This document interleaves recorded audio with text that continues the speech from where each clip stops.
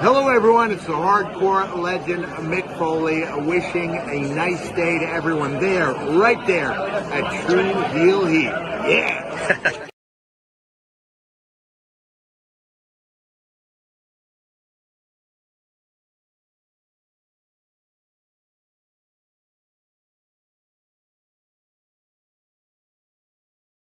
What's going on, everybody? This is your former AEW World Heavyweight Champion. Once a champion, always a champion. Swerve Strickland. Whose house? Swerve's house. You're watching Tru Heel Heat podcast.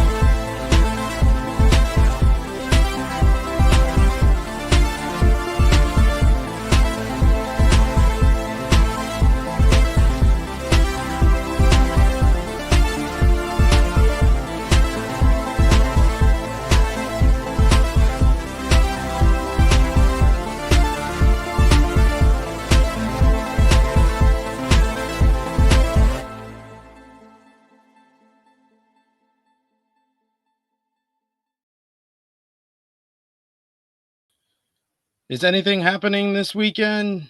Maybe a Mania?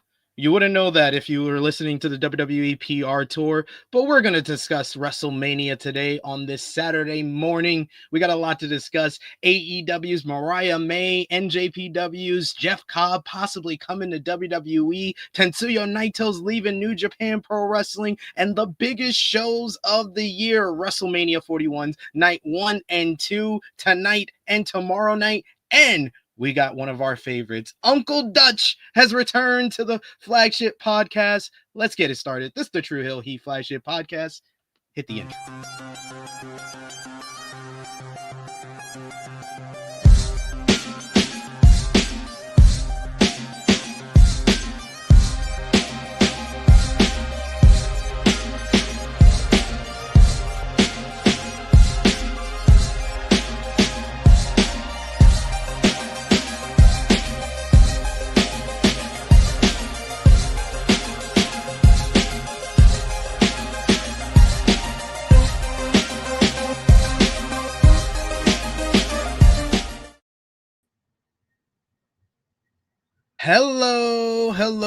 Hello. It is me, your Tru Heel Phenom SP3.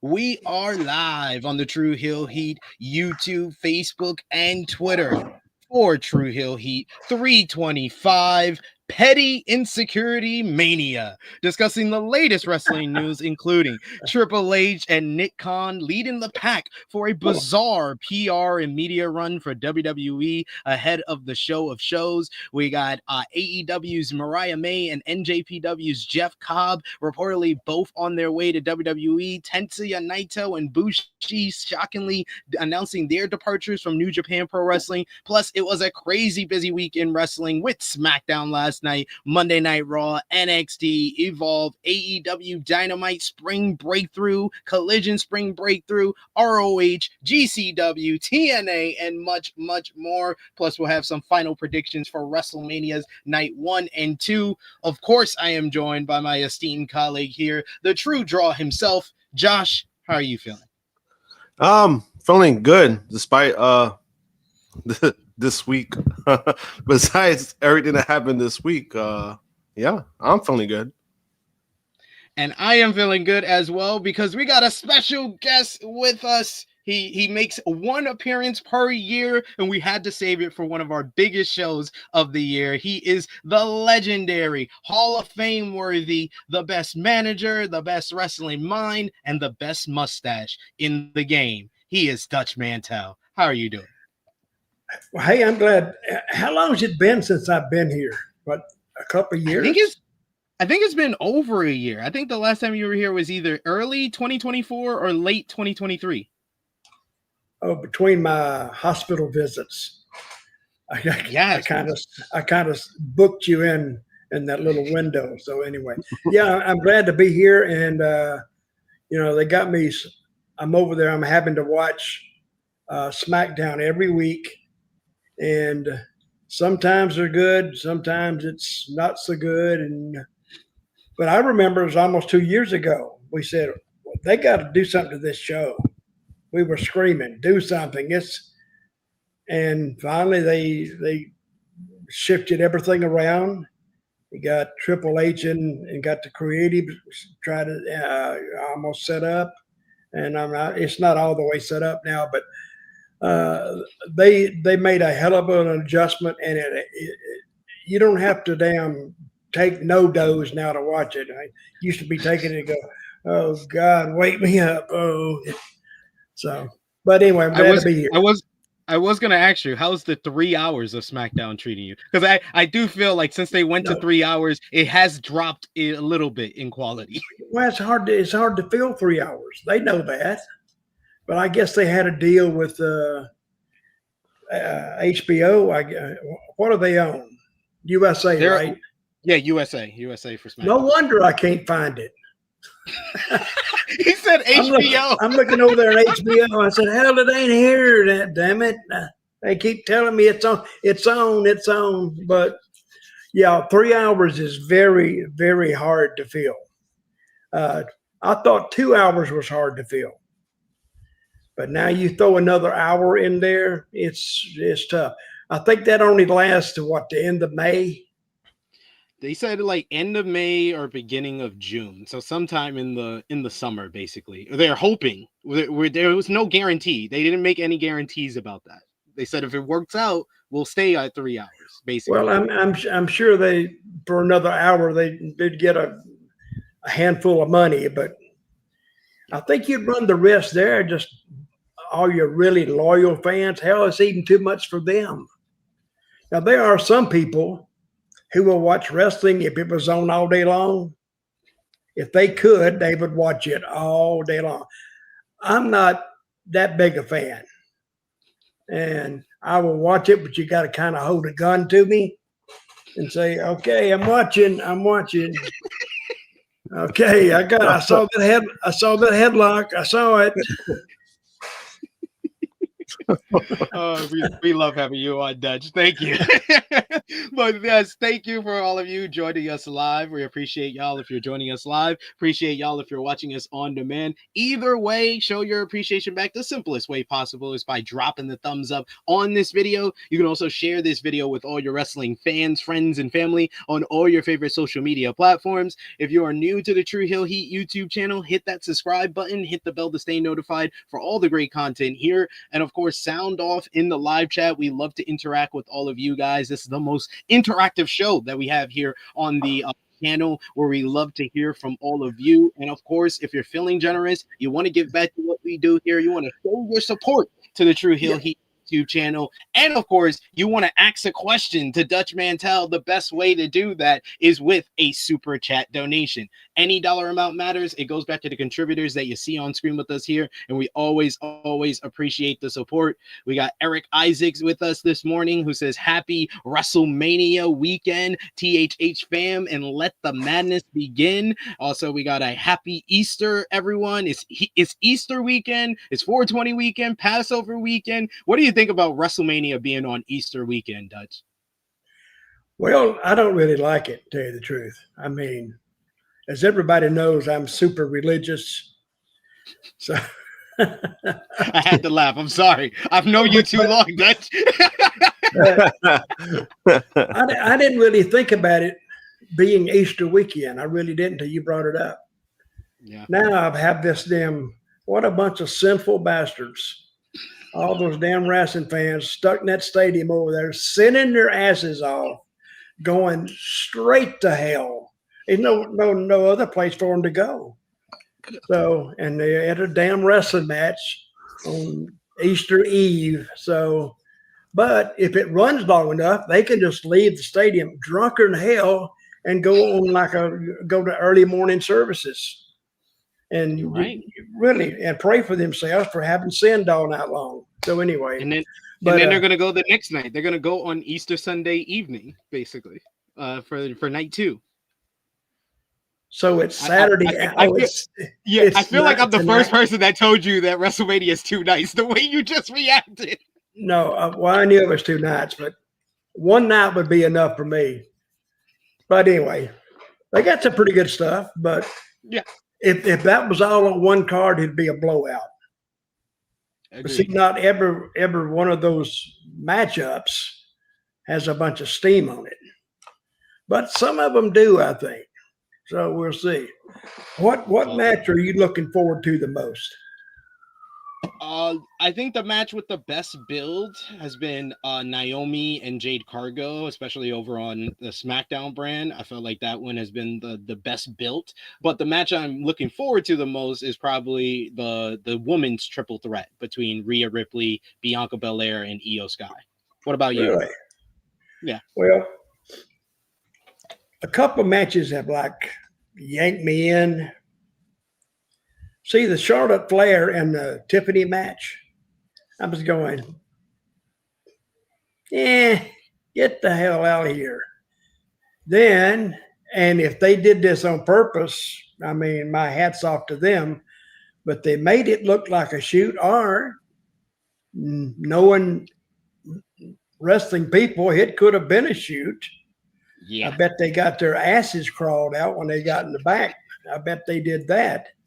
But I'm looking forward to that one. I'm looking forward to Cena and Cody, because I think there's a chance there to really, really, I mean, they could work something there that could carry them at least maybe almost to the next Mania. Because what we found out recently, well, I have, that WWE can take their time on these angles if they want to. They used to book from pay-per-view to pay-per-view and then start back on the night after the pay-per-view and all new stuff. But it doesn't have time to nurture. It doesn't have time to grow. So, and you know, I'm so sick. This is our wrestling show, not just WWE. I'm so sick and tired of hearing that constant drone of the announcers. It's like not 1 second can go by without their voices on air. Yeah. And please give me a thought. Let me think a minute. You know, I do miss the days of Jesse Ventura, Bobby Heenan, Lawler. I miss those days when they said something, you know, the announcer could respond to it. Or it would actually be a good comment that it would be funny. But now I don't even think they're funny anymore. Do you think they're funny? Anybody? I think that some of them.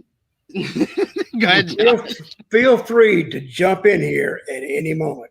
Yeah, I mean, a lot of them aren't. Oh, okay, that's enough. So what were you saying? Go ahead, Josh. No, I was saying, like, I mean, a lot of them aren't. I do agree with that. And then sometimes when they do, I think they're a little over the top, like Pat McAfee. I think he's way over the top, and it's gotten to a point that it gets exhausting. Like where right. I could deal with Pat like in, you know, small doses, but for an entire show, it gets exhausting. You know, hearing him. Well, I miss the other guys. They're supposed to be color guys for a reason, to add some color to it. But a lot of times, his voice sounds exactly the same to me after a while. It's just a drone. And he's not saying anything at all. Agreed. What do you think? Wrestling commentary is kind of in the dumps across the board. There's some good ones like Nigel McGuinness on AEW. I think Wade Barrett does a good job of filling in the blanks and giving more of like the wrestling perspective to it. But I agree, he doesn't bring any humor and any color to the commentary like the ones you mentioned from the past, especially Bobby the Brain Heenan, who's probably my favorite of all time. Well, to me, watching a match, there's not much. It's evolved from wrestling to a tumbling exhibition. A lot of times, I've never understood this move. I saw it the other night, and I've seen it before. It just hasn't registered in my head. They do a front row to get up to do something else. How does that help anything? If you do a front row and get up and do a clothesline. Now, what I'd like to see him do is do a front row and he gets his ass laid out. And show how stupid he is, but I just don't get it. Anyway, we got a super chat donation here from Valab. Thank you so much, Valab, for the $100. I'm in the wrong business. 100 rubies. 100 rubies. He's 100 rubies. Oh, how much is that? Like 60 cents? I think it's $5. Okay. He says, big week for the multi-billion-dollar industry leading underdogs. Don't worry, we will discuss Nick Khan referring to WWE as the underdogs. But before we get into what we missed, he didn't say that. Yes, he did. He definitely did, Dutch. We're gonna discuss it. I'm gonna bring it up for you. I want to said that a lot more. I'm calling him right now. God damn you, Tony. What the hell what? Not Tony Khan, Nick Khan, the president. Oh, Nick Khan. Nick, yeah. Put the bottle down, please. Damn. First we want to shout out those across social media who's supporting us, our Tru Heel roll call, our top 3 conversation starters over on our Tru Heels group page. You got Vegas Bad Boys of Podcasting, Joe Bellini, Stewie John Palmer, our Patreon backers. You got Volup, you got Alan Weinstein, Negro Buck Nick Jackson, Professor Chris, Trey, Robert, Steve, Ladarius, John, Dolores, James, Alan, Santo, I Make Beats, and Justin Rich. Thank you so much supporting us across the board on patreon.com. But let's get into what we missed, and we're going to start with Dutch's favorite show because he's paid to watch it. Friday Night SmackDown. Last night, the show was the go-home show ahead of WrestleMania 41 tonight, and it kicked off with Seth freaking Rollins cutting his own version of the pipe bomb promo, where he called out the fans for chanting Punk's name, but Punk returning in a non-WWE ring because somebody wrote him a big fat check, and only returning to WWE because someone else wrote him a big fat check. Rollins went over the history between him, Punk, Roman Reigns, and Paul Heyman dating back to the Shield's debut, and how that history is why he cost Roman the title last year at Mania. Seth said that he's the only one of the 3 who has ever sacrificed, and he will do it again when he beats them at WrestleMania 41. Speaking of Mania, Randy Orton's basically got his wish. He's going to get his match at his 20th WrestleMania, as he says he'll have an open challenge on WrestleMania Sunday, and anyone can answer the call. The aforementioned Rhea Ripley, Io Sky, and Bianca Belair had one last face-to-face confrontation, with Naomi interrupting to call out Bianca Belair for ignoring her calls and texts. This brought out Jade Cargill to go after Naomi. She got into a brief confrontation with Belair as well as Ripley until Naomi attacked her from behind. A huge brawl broke out until Io Sky delivered a moonsault off the top rope onto a pile of the ladies and security. Carmelo Hayes won the Andre the Giant Memorial Battle Royal, last eliminating his rival Andrade after Rey Fenix eliminated Chad Gable, and then El Grande Americano came out to eliminate Fenix despite not being in the match. This led to Fenix, Dragon Lee, and Rey Mysterio beating American Made in a fun trios matchup later in the broadcast. However, Rey Mysterio did not walk away unscathed, as the WWE Hall of Famer was helped to the back, limping after after leaving the match early on. Cardi B was announced as the special guest host for this year's SummerSlam coming up in MetLife Stadium in New Jersey. That announcement was made on the show. You also had the Street Profits versus Motor City Machine Guns went to a double disqualification after DIY interfered and laid out both teams before stealing the WWE Tag Team Championships. This led to SmackDown GM Nick Aldis taking the titles back and announcing there will be a three-way TLC title match. Yes! On next week's SmackDown. No, boo. That led to a lot of boos from the crowd in attendance. Double boo. Zelina Vega defeated Chelsea Green in a non-title matchup, while LA Knight matchup with Solo Sikoa was interrupted by Jacob Fatu, leading to LA Knight and Braun Strowman beating Solo and Fatu in a decent tag team matchup. You also had a one final vignette for Aleister Black, who is confirmed to make his return on next Friday's SmackDown after WrestleMania. And in the closing segment, we got John Cena and Cody Rhodes delivered their final words ahead of Mania, where Cena explained why he aligned with The Rock, because Cody turning him down made him realize that he's too busy trying to please the fans and doesn't care about winning enough. Cena then said that he was going to he's making history because no one has ever had the guts to finish their career the way he is, and he'll be the last real world champion, and Cody doesn't have the balls to be the last real champion.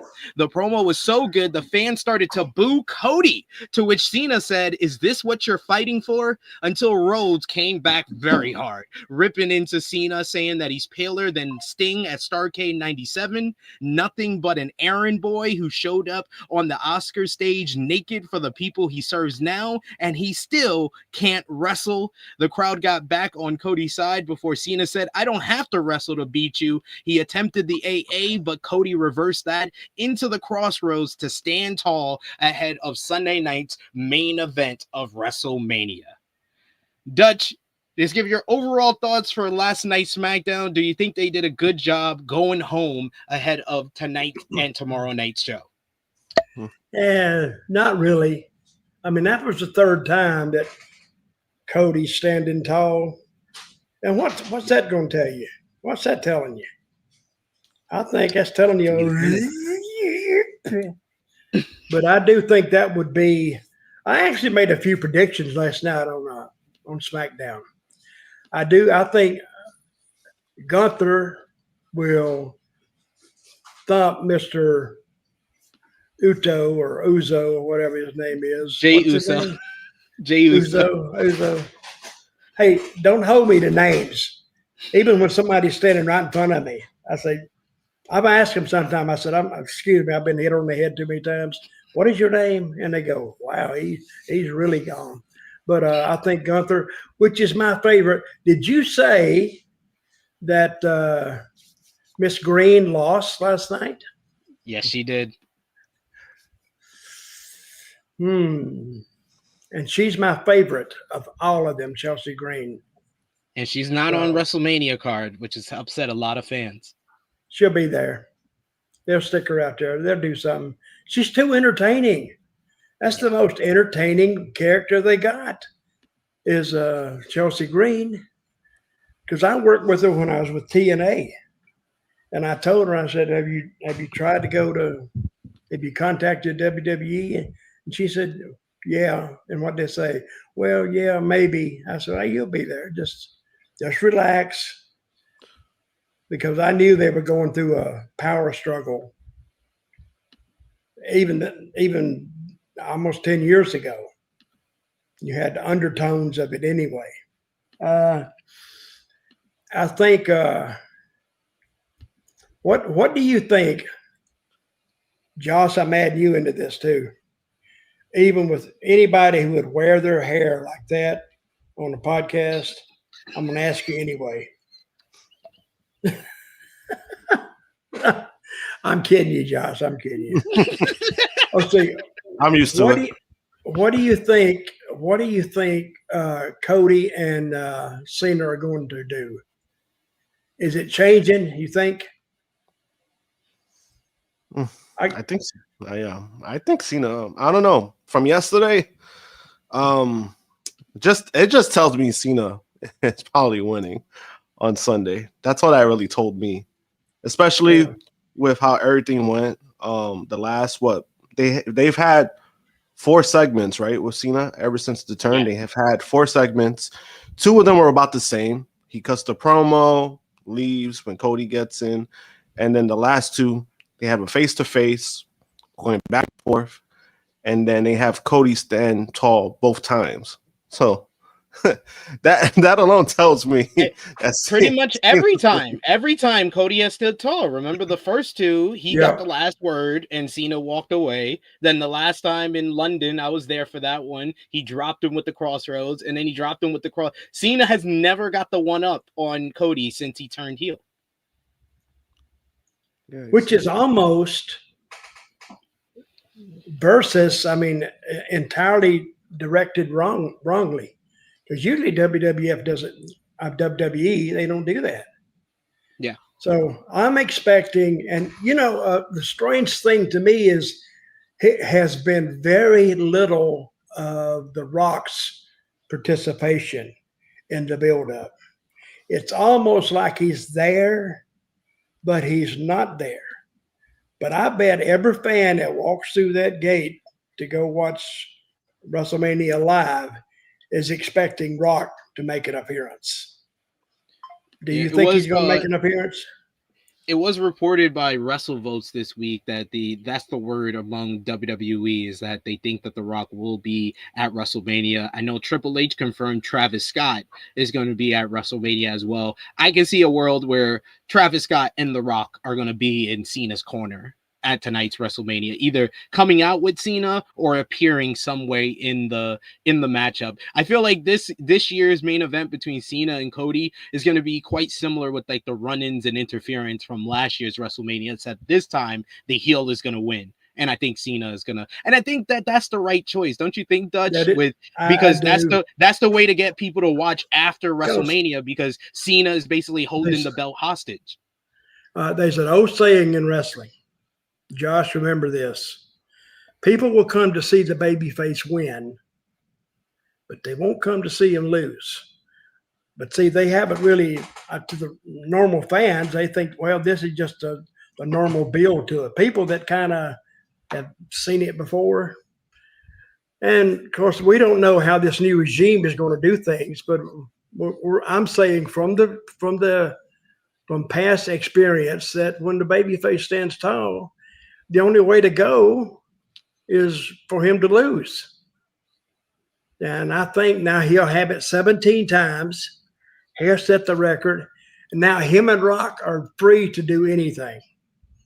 He can actually give the belt to Rock, and which is what I think he might do. So he said, "I want it. It's mine. I can give it to whoever." Because since he's a leader, he's a chairman of the board, right? What is he? They announced him last time as the director of the board of directors for TKO. Something, and you can do anything to him if they bring it up. He'll just override them and say, "No, I got it."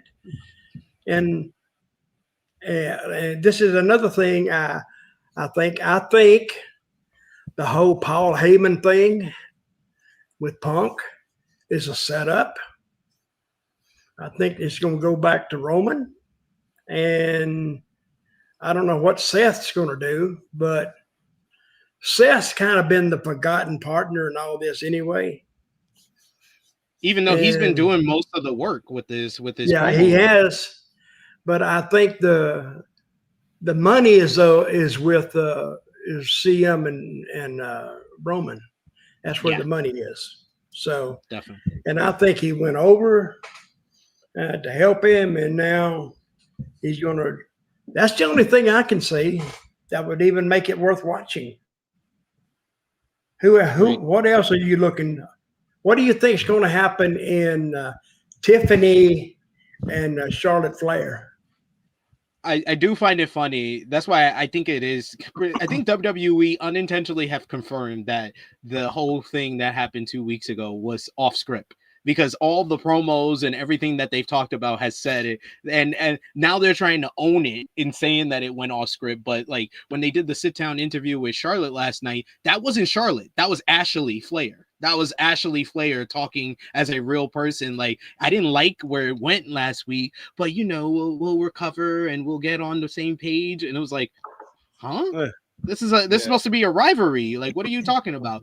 But I think because it went so personal, I don't see a world where Charlotte Flair says, yes, I'm going to put this girl over now. I think she's going to win. I think she's going to win as well. And Stephanie, I think, what was it, yesterday? Nobody cares what you think, Josh. You're picking on Josh now. Come on. I just had to get it in there. The spot was too good just to leave it alone. So, but I think they got a good chance here because they have done a complete 180 from 2 years ago. Or 18 months ago. They've done because we used to say this when we was watching SmackDown, God dang, do something. Please do something. And they would go out there and wrestle. I could have made a fortune really selling no-dose pills. You put a no-dose ad in there. God, give me that shit. I need to wake up. And the people taking all the no-dose, now they can watch the end of the damn show. And that's for 2 hours. So, and that's why we said with 3 hours, it was almost impossible to watch. But they've spaced it out pretty well. All right. Didn't you say, I don't want to get you ahead of yourself, but I want to talk about what Triple H said. You look at that. You're just setting up my segues. I was about to segue to that. See, we're on the same page. In this week, this week had a lot of news from WWE going on media runs. So we'll talk with Triple H first. In an interview with the Flagrant podcast hosted by Andrew Schultz, of all people, Triple H gave his thoughts on the criticism WWE receives on the internet and why he is likely to dismiss it. He brought up Jey Uso as an example, who has received backlash online after winning the Royal Rumble. Triple H said, and I quote, "The internet is not real life. The bitching and complaining that is on there is not real life. You can read the internet and it will sound like this thing is dead. I'll use Cody as an example. Cody has already jumped the shark. He's dead as a babyface. Really? I'm in an arena with 10,000 people every night going apeshit for him. He's selling the most merchandise. Sure, whatever you want to say on the internet. The beautiful thing for our business, unlike a movie or TV show or even a book, we have a focus group every night. As we begin to tell these stories, this is working, this is not working. Whether people are bitching online, the reaction of people live, Jey Uso is terrible. What are they doing? Yeeting. Merch, reaction of the crowd, everything he does. It's just the opinion of a few people. Triple H also drew some attention when he said that he wished that he could tell people to be fans and not critics. And he has clarified what he meant by that because he got a lot of heat from that from fans. The WWE CCO said in his interview with Peter Rosenberg on WWE's YouTube channel, yes, on the internet, that, I quote, "I wish I could tell people fuck off being a critic, be a fan. Go watch this and be a fan." That drew a lot of thoughts from the internet, as you might expect, and he spoke about the matter when he appeared on the Pat McAfee podcast yesterday. He said, "If I tell you that I saw a movie and I thought that it was great, you should go see it. You just go see it. You're a fan, you go watch it. You like it or you didn't, whatever. If I say go watch that movie and give me a report on it, tell me all the things that worked and all the things that didn't, you go watch that movie differently. That's my point. At some point, you love this. You love it more than anything. You grew up watching it and you're invested and you went as a fan. And for some reason, you got into being a critic or someone who asked you to be a critic, and now you're hypocritical. To me, that ruins the experience for people. I don't want to go watch a movie or anything else and just criticize everything I see. I just go to see if I enjoy the movie. People will criticize this. I don't put a lot of stock into what is on the internet unless it follows through to other things we do. When Jey Uso won the Royal Rumble, and there were a lot of people that had their thoughts, opinions, and comments on that, which is all they are at the end of the day. There are 15,000 people in a venue, and it's been sold out all the time, yeeting and going absolute crazy when he comes out. Who do we listen to? The few people or the large crowd? We have a focus group every single night of a lot of people who are in that moment fans, not being critics, not being anything else. People are allowed to love what they love and dislike what they dislike, and their opinions are their opinions. But you cannot base things on the opinion of some when the majority feels differently. When the majority starts to feel it, that's when you got to listen. You got to listen. I never heard quite a backpedal and standing on your word at the same time. It was funny. This PR run for Triple H has not been good because I think that a lot of people have not been talking about WrestleMania. They've more been kind of analyzing what he's been saying in these podcasts and in these interviews. Dutch, what's your opinion? I know you've always been a fan of Triple H, but how do you think he handled these interviews and everything he said this week? Well, I think he says one thing and then turns right around and says the complete opposite. They don't want to talk about they don't want to be critical of their own product. But why have what did he say? A focus group? Yes. Why have a focus group if you're happy with what you're doing? Isn't the objective of a focus group is to say, well, if we did this and did that and whatever. It may be a little. See, I don't understand that. He also said something about podcasters too. Yeah, he's taking shots at me. He's taking shots at me. It's personal. He's after you, buddy. I'm gonna say, man, he's after Sid now. But I'm saying, listen, podcasters, they got to do what works for them. I mean, maybe they might get tired of you, Triple H, blasting them. And he came up, he said one thing about podcasters. He said, we tried to keep it, I think he said, we tried to keep it legit for a number of years. Yeah, well, go back about 100 years, maybe. And it still got out with those guys, breaking people's arms. The shooters they would put back in the ring and on the carnivals, they would mess their opponents up. But now they come out and they say this and this and this and this, and then they get upset because the podcasters, they lay it on. I think that was something that's been out there for at least 5 years. They just said, well, yeah, this is pre-scripted, this is that. But so is a movie, is what I'm saying. So is a movie, but you can still enjoy a movie knowing that it's been written a year or two earlier. It was written that way. So, and I have been to a lot of, and you have to, if you watch wrestling, you've seen a lot of things that I never thought that.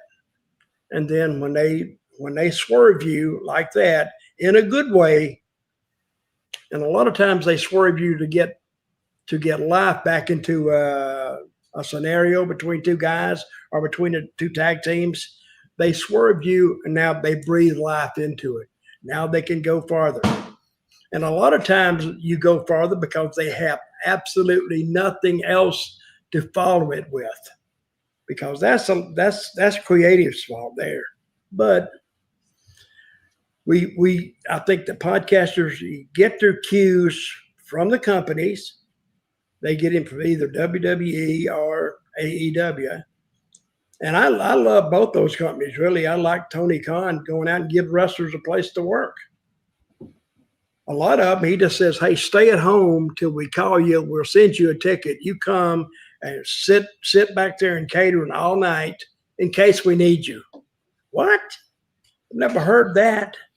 Now, I have gone to WWE shows and sit in catering because they had nothing for me. But I don't know why they just didn't tell me to stay home, because I had nothing to do. So all it did was cost me money because they didn't pick up my room, and Josh, what are you doing? No, it's just my dog running into the room. Oh, my dog. He's hard running into the room. Josh is over there. He's in his own. He's his own little world. Saying, "I wish this damn Dutch would shut the hell up." Why do I say that? Yeah, because you've been picking on him. Yeah, he's been saying that in his head. No, I said I liked his haircut. I like that. Josh, overall, I just think that Triple H is like basically trying to get back at the internet, because when he first came in after Vince McMahon went out of power, the internet fans were the ones that were backing him up and telling him how much better it was, and he embraced them. So now that he's getting a little bit of criticism because this build to WrestleMania hasn't been the best, and it's been very disjointed at best, is the best way to describe it. I think that's the reason why he's like, no, I don't listen to them anymore. I'm not above it. He's basically saying he's above criticism, and I don't like that, because that's very hypocritical. Like you were saying, Dutch. He's saying one thing and then saying the other. He's basically going against everything that he said in the past and everything he says from interview to interview at times. Yeah, and listen, he has to accept the animal for what it's worth. I mean, you're going to have criticism. I don't care what you do. You could do the greatest angle in the world, but still somewhere out there, and you may not have a lot, but you're going to still have criticism, because that's what the long-term wrestling fans look for, to blast it. Oh, you liked it? Oh, that was stupid. It's this, it's this, it's...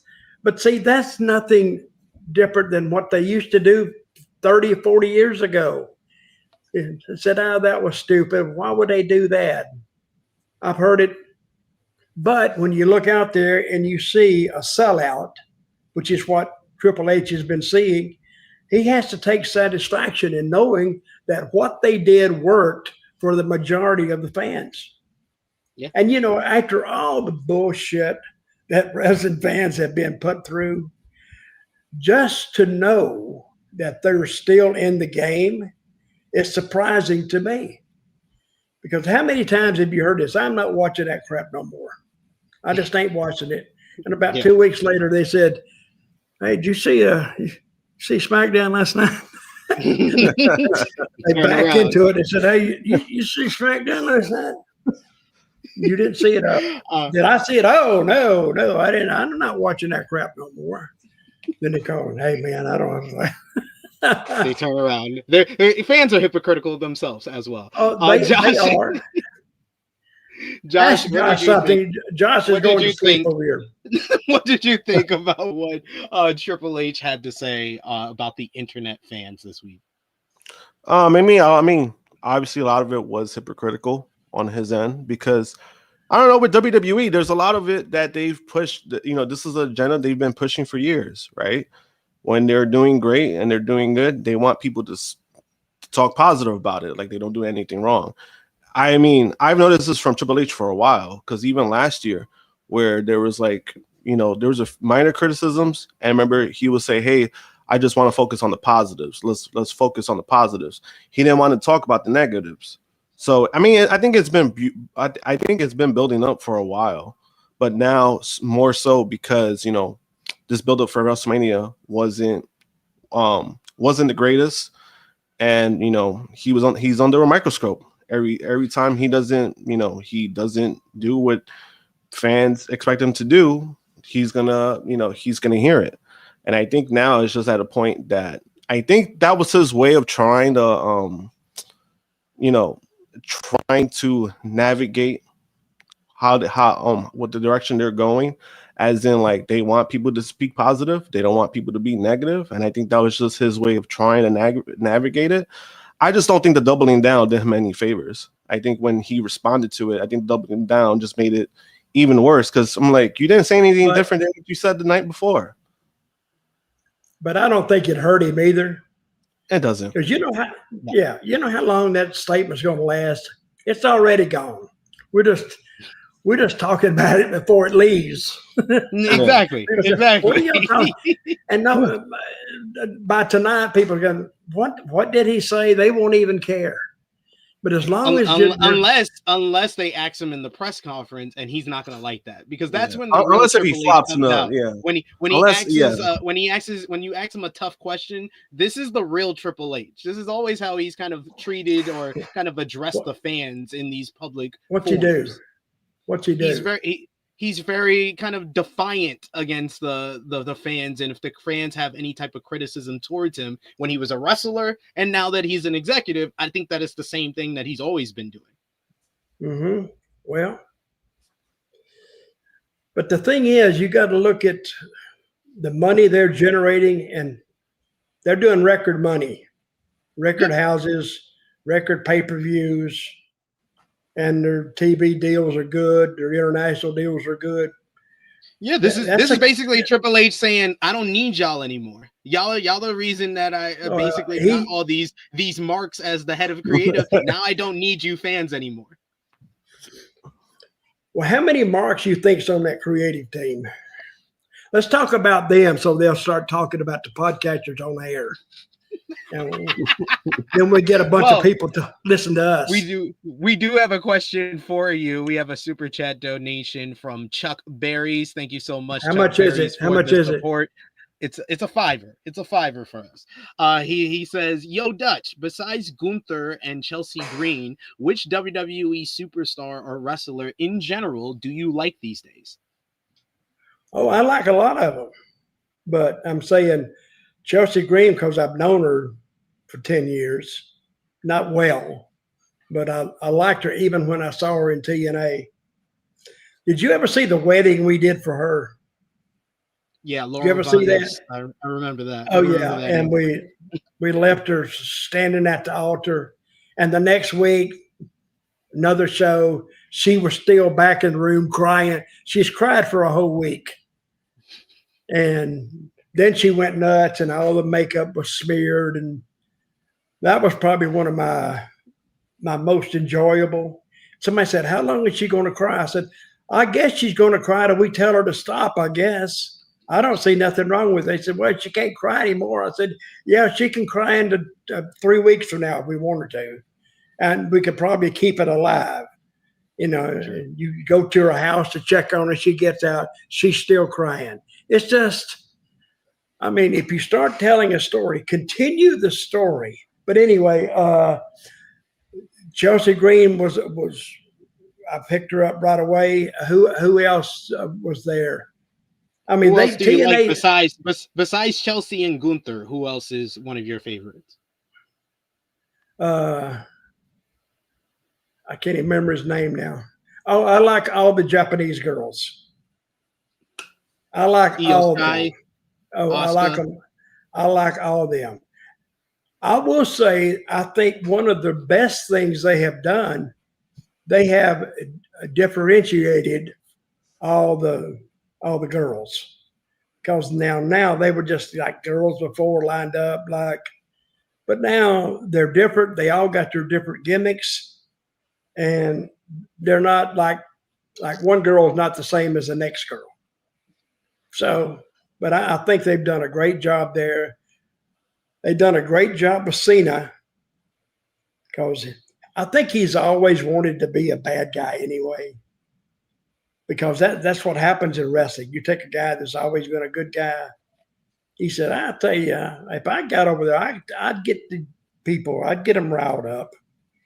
And Cena, they got a feeling for him, but I think it's still they halfway like him, because you can't like somebody for 20 years and all of a sudden just stop liking him over Cody. To me, I'd be on Cena's side, to tell you the truth. Now, he's good. He's great for merchandising. He's great for kids, because when he goes to the ring, there's some kids and he's shaking their hands and hugging them, and other kids see that. They want to buy some of his merchandise, and they think he's a great guy. But I've also seen him as a heel. He's much more effective as a babyface. You ever seen him as a heel before? He was a heel in TNA, I think. When he wasn't a very good one. So I don't think to draw money. I'm not saying there was anything wrong with his work. His work stayed the same. I'm saying just the overall view of the character. And he was having to really work at it. And he was only, I'd say, semi-successful. So who else do I like? I love Gunther. I think, and I've said this before, he's the second coming, and Josh, you won't even remember this guy. He's the second coming of Johnny Valentine. You remember him? He went to Charlotte. He went to Charlotte with an old-time booker there named George Scott. They did record business. I mean, the only way they could do business then is sell out the arenas. They were all sold out because they literally thought that Wahoo McDaniel and Johnny Valentine hated each other. And you could be in, say, a medium-sized little stadium. Like it seats 7,000. Well, it'd be full to the top. But when they hit each other and chopped each other, you could hear it all the way up into the top deck. I mean, and they'd leave, their chest sometimes would be bleeding. Yeah. Now, brother, I tell you what, I work hard in a wrestling match, but I'm not going out there and getting the dog shit beat out of me every night unless I'm making some damn hellacious damn money, which I think they were. This was like the late 70s, and then like most of the time through 86 in the 80s, they were making big time money. So, and money, if you had, say, a $3,000 week, equal today, that's like $15,000. It's what it is in today's money. So I guess you wouldn't mind taking a chop or two for $15,000. Hell, after 4 weeks, you could buy a house and pay cash for it. Why not? I mean, if you bought a $60,000 house back in those days, it's equal to a $150,000 house today. I mean, and gas was like, I don't know, 50 cents a gallon, I think. But they did a lot of good for the wrestling profession. And they would even go on TV against each other and just literally beat the crap out of each other. And I have heard a few guys quit. They just give their notice because they knew they was going to have to wrestle Valentine a few times, and they knew they couldn't take it. Well, I don't know if I'd have quit, but those days I would have been overcome with some kind of virus or something. I'm going, I can't go today, boss. And then you turn to somebody and go, Exactly.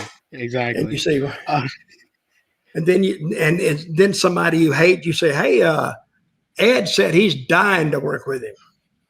And I throw Ed's ass there and get Ed's ass beat too.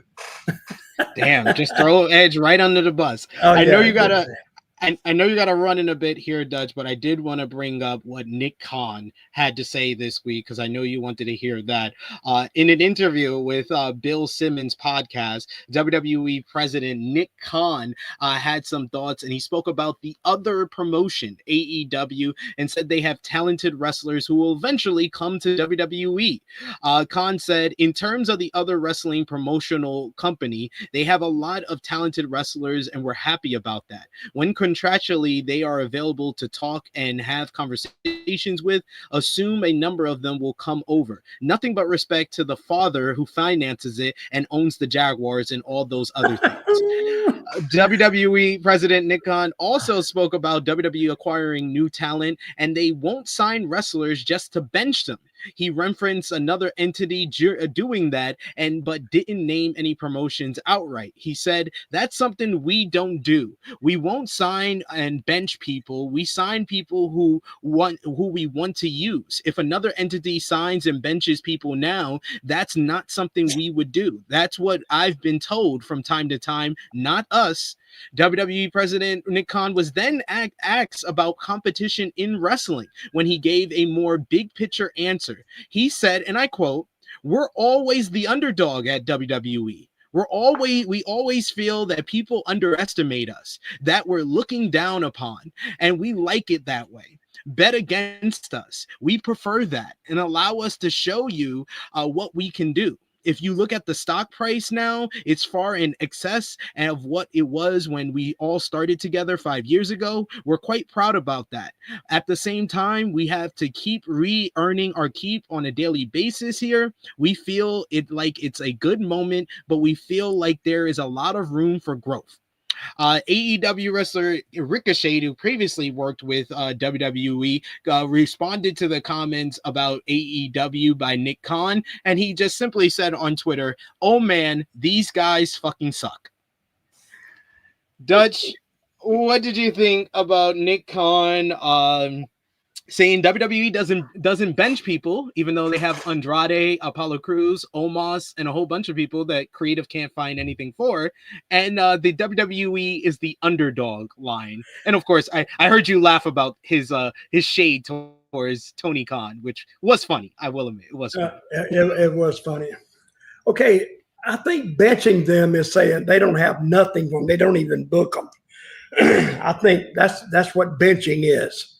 You'll see them on TV, but you can't put everybody into everything all at one time, because then you really have a mess.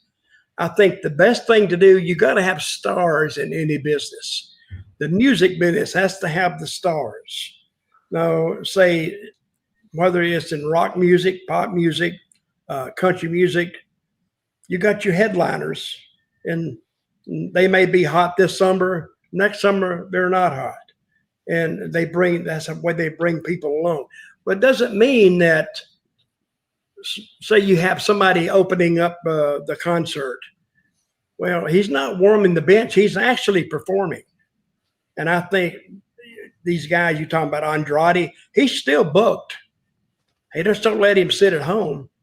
Tony, but a lot of weeks he's gone on social media and he said he's just been sitting and catering. He's actually admitted that. Andrade. Who's that? Andrade. Where? He's gone on social media. And Apollo Crews, Omos was brought over from Japan, and he's been sitting on the bench ever since. Welcome to the wrestling business is all I can say. But look at Sami Zayn. Oh, they beat that boy from go to woe. And just kept beating him and beating him and beating. I said, why don't they just tell him to go home? Because every time he got in the ring, he'd have a great match, but he'd still get beat. And then he developed a fan base that was following him, and they were like loyal to him.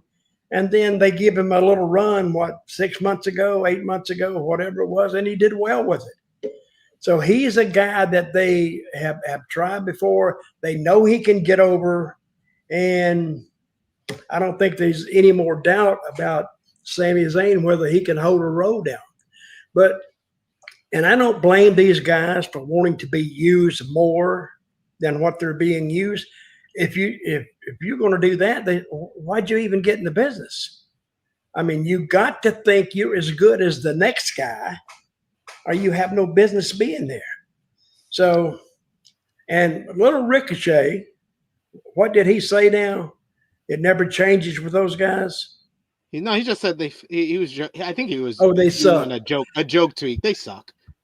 Yeah, well, I wish he hadn't have said that, because he may want to work with those guys again sometime. And they say, "Oh, well, he chose to leave. He chose to leave. He didn't want to work there anymore." For right now. But what if Tony, something happens to him, he has a heart attack, God forbid, and somehow the company does a 180 and turns upside down? Now, Mr. Ricochet might want somewhere where he could and somebody could use his skills. And I doubt if somebody, there's so much shit that goes around in wrestling anyway. People, just because you said you sucked. But I would have been much happy if he said, well, I tell you what, everybody plays a role or something. But just to say they suck, if you didn't make any money with the company, now you can say they suck. But they used him pretty good. He got paid every week. So, and good money. I don't know what he was making, but he was making at least 200, 250 grand a year, I would think. So I can't say that for sure, but this wrestling business is, if you don't know what you're doing in this business, brother, they give you about 10 years to figure it out. So what you're telling me, Dutch, is you think that WWE is the underdog? No, I don't.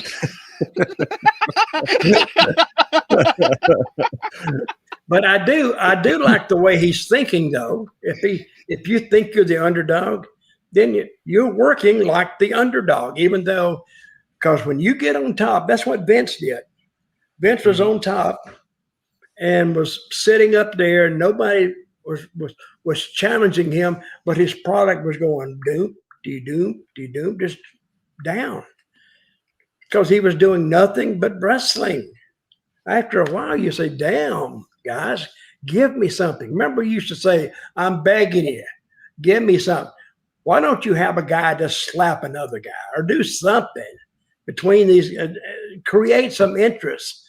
But we used to watch it and go like this. I was passing out. You used to do a lot of this.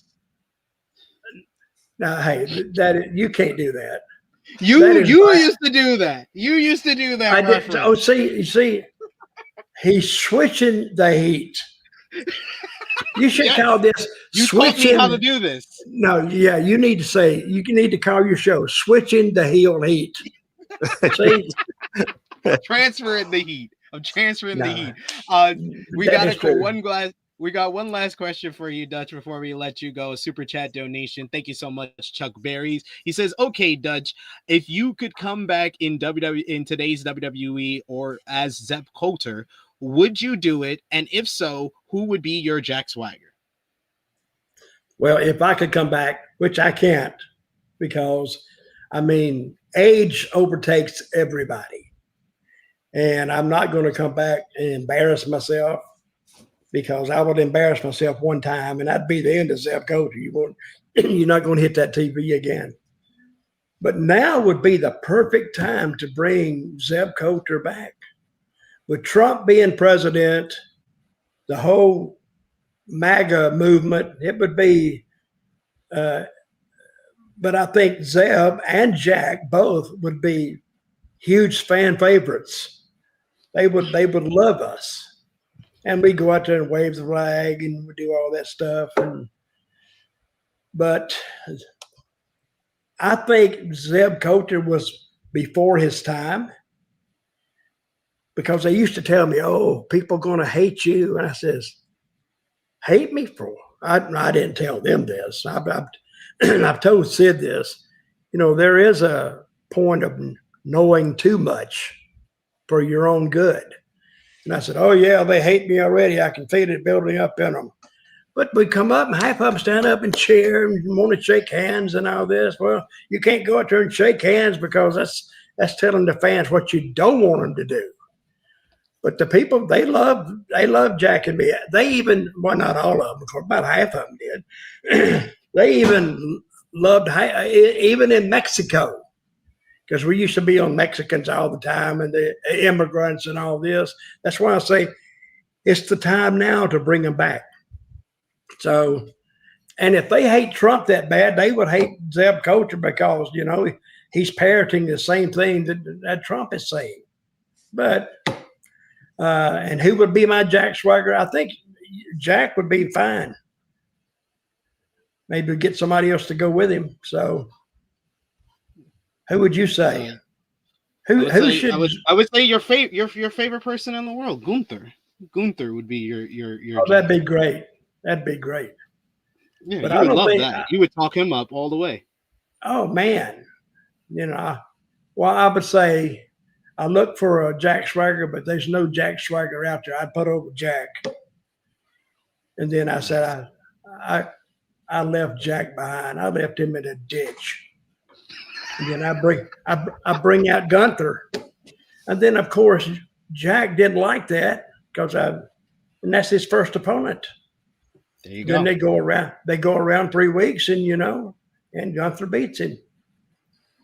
So, Thank but anyway, thank you so much, Dutch, for joining us today. And just if you weren't aware, Josh is not Mexican; he is Puerto Rican. Just wanted to clarify that. That's probably why you were picking on him all episode. are you Puerto Rican, Josh? Have, yeah. You speak Spanish? Oh no, not You not don't a speak word of Spanish? Spanish. No, Really? not at all. He's a New Yorican. He's New York. Yeah. He's from New York. When I was in Puerto Rico, I spoke just enough Spanish to get the dog shit beat out of me. I speak Spanish, and they said, "¿Qué? ¿Qué?" I go, I don't know. Then I'd walk off. We'd all be embarrassed. I don't know. Hey, I enjoyed your show. So if anybody wants to find me anywhere else, I'm on Tru Heel Heat today. Why did you call it Tru Heel Heat? Because we bring the heat. We bring the heat like you. Oh, okay, I got it. Yeah. But it's called Storytime with Dutch. You can find it on YouTube. You can find it in a lot of places, a lot of those platforms. You can find it. But just go to Google, put in Storytime with Dutch. It'll bring you up on my podcast. And while you're there, be sure to join, and we'll be happy. So listen, are you going to continue this after I leave, right?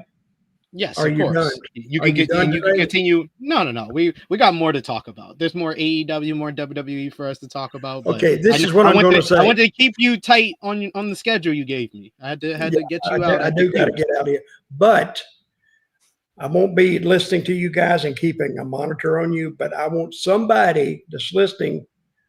If these guys say anything bad about me, I want you to tell me, and I'll be contacting you And tomorrow. tag him. And tag him on social media. Yeah, tag me, and so I can start tagging Sid on it. Okay, hey, guys, I loved it, I enjoyed it. Josh, Yes. nice meeting you. So, and I might introduce you to something. It's called a comb.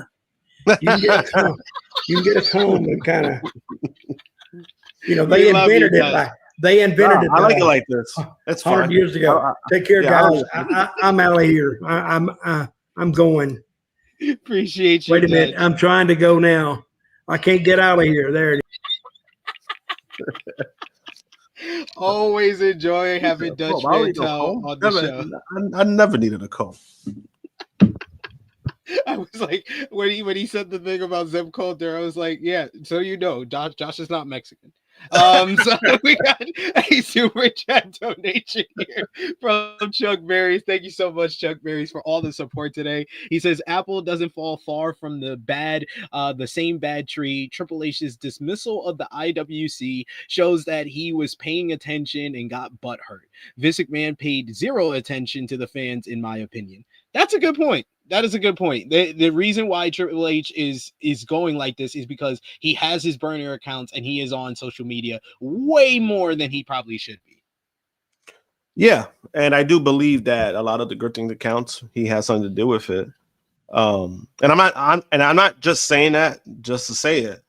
There was a few of them that he followed. I'm just like, you following a lot of these accounts that are just toxic for the internet? Okay, bro. Like, that's cool, I guess. Yeah. We got another super chat donation here from Dion Jenkins this time. Thank you so much, Dion, for the support. He says, what's up, guys? Just tuned into the show. What a horrible week of PR for WWE. They don't give a damn. That is very true, because that is a perfect segue into our next topic here. And we're going to run through a lot of this news. We'll give like short comments on everything. Same on Monday Night Raw and NXT, so we can get through things, because we got another guest that's going to be coming through, so we can talk some AEW and GCW from this week. But last year, John Cena was asked about the allegations against Vince McMahon by former WWE staffer Janelle Grant. He noted that at the time that he loves McMahon and planned to continue to support him. Grant is suing McMahon for sex trafficking, rape, and more. In an interview with the New York Times, Cena once again said that he loved McMahon, but added that he wasn't downplaying the allegations against him. I don't care who hears it. I love Vince. I'm not downplaying anything that needs to be discussed one-sided or allegations of any kind, but when I love somebody, I love them wholeheartedly. I know people are going to be angry about that, but they can't put their value on my relationship with somebody that I love. I'm not trying to devalue anything. I just don't think you should be saying it. And so defiant about it, it seems a lot when he talks about Vince McMahon, right? Yeah. I mean, in a way, I get where he's coming from because John, at least compared to like me or you, the chat, he knows Vince, right? He knows Vince way more than any of us knows him. At the same time, I'm like, I don't think this is a good time to be saying all of this, bro. Like, and then you double, like, he said it once, and then I'm like, you doubling down on this on Mania week? So now everybody's gonna focus on that? What the? I was like, come on, what are you doing? And this is how I felt about all week with them. You know, people were trying to defend it, and they're, but I was just like, no, like this is not a good week for them. And it's not like us dunking on it. It's the fact.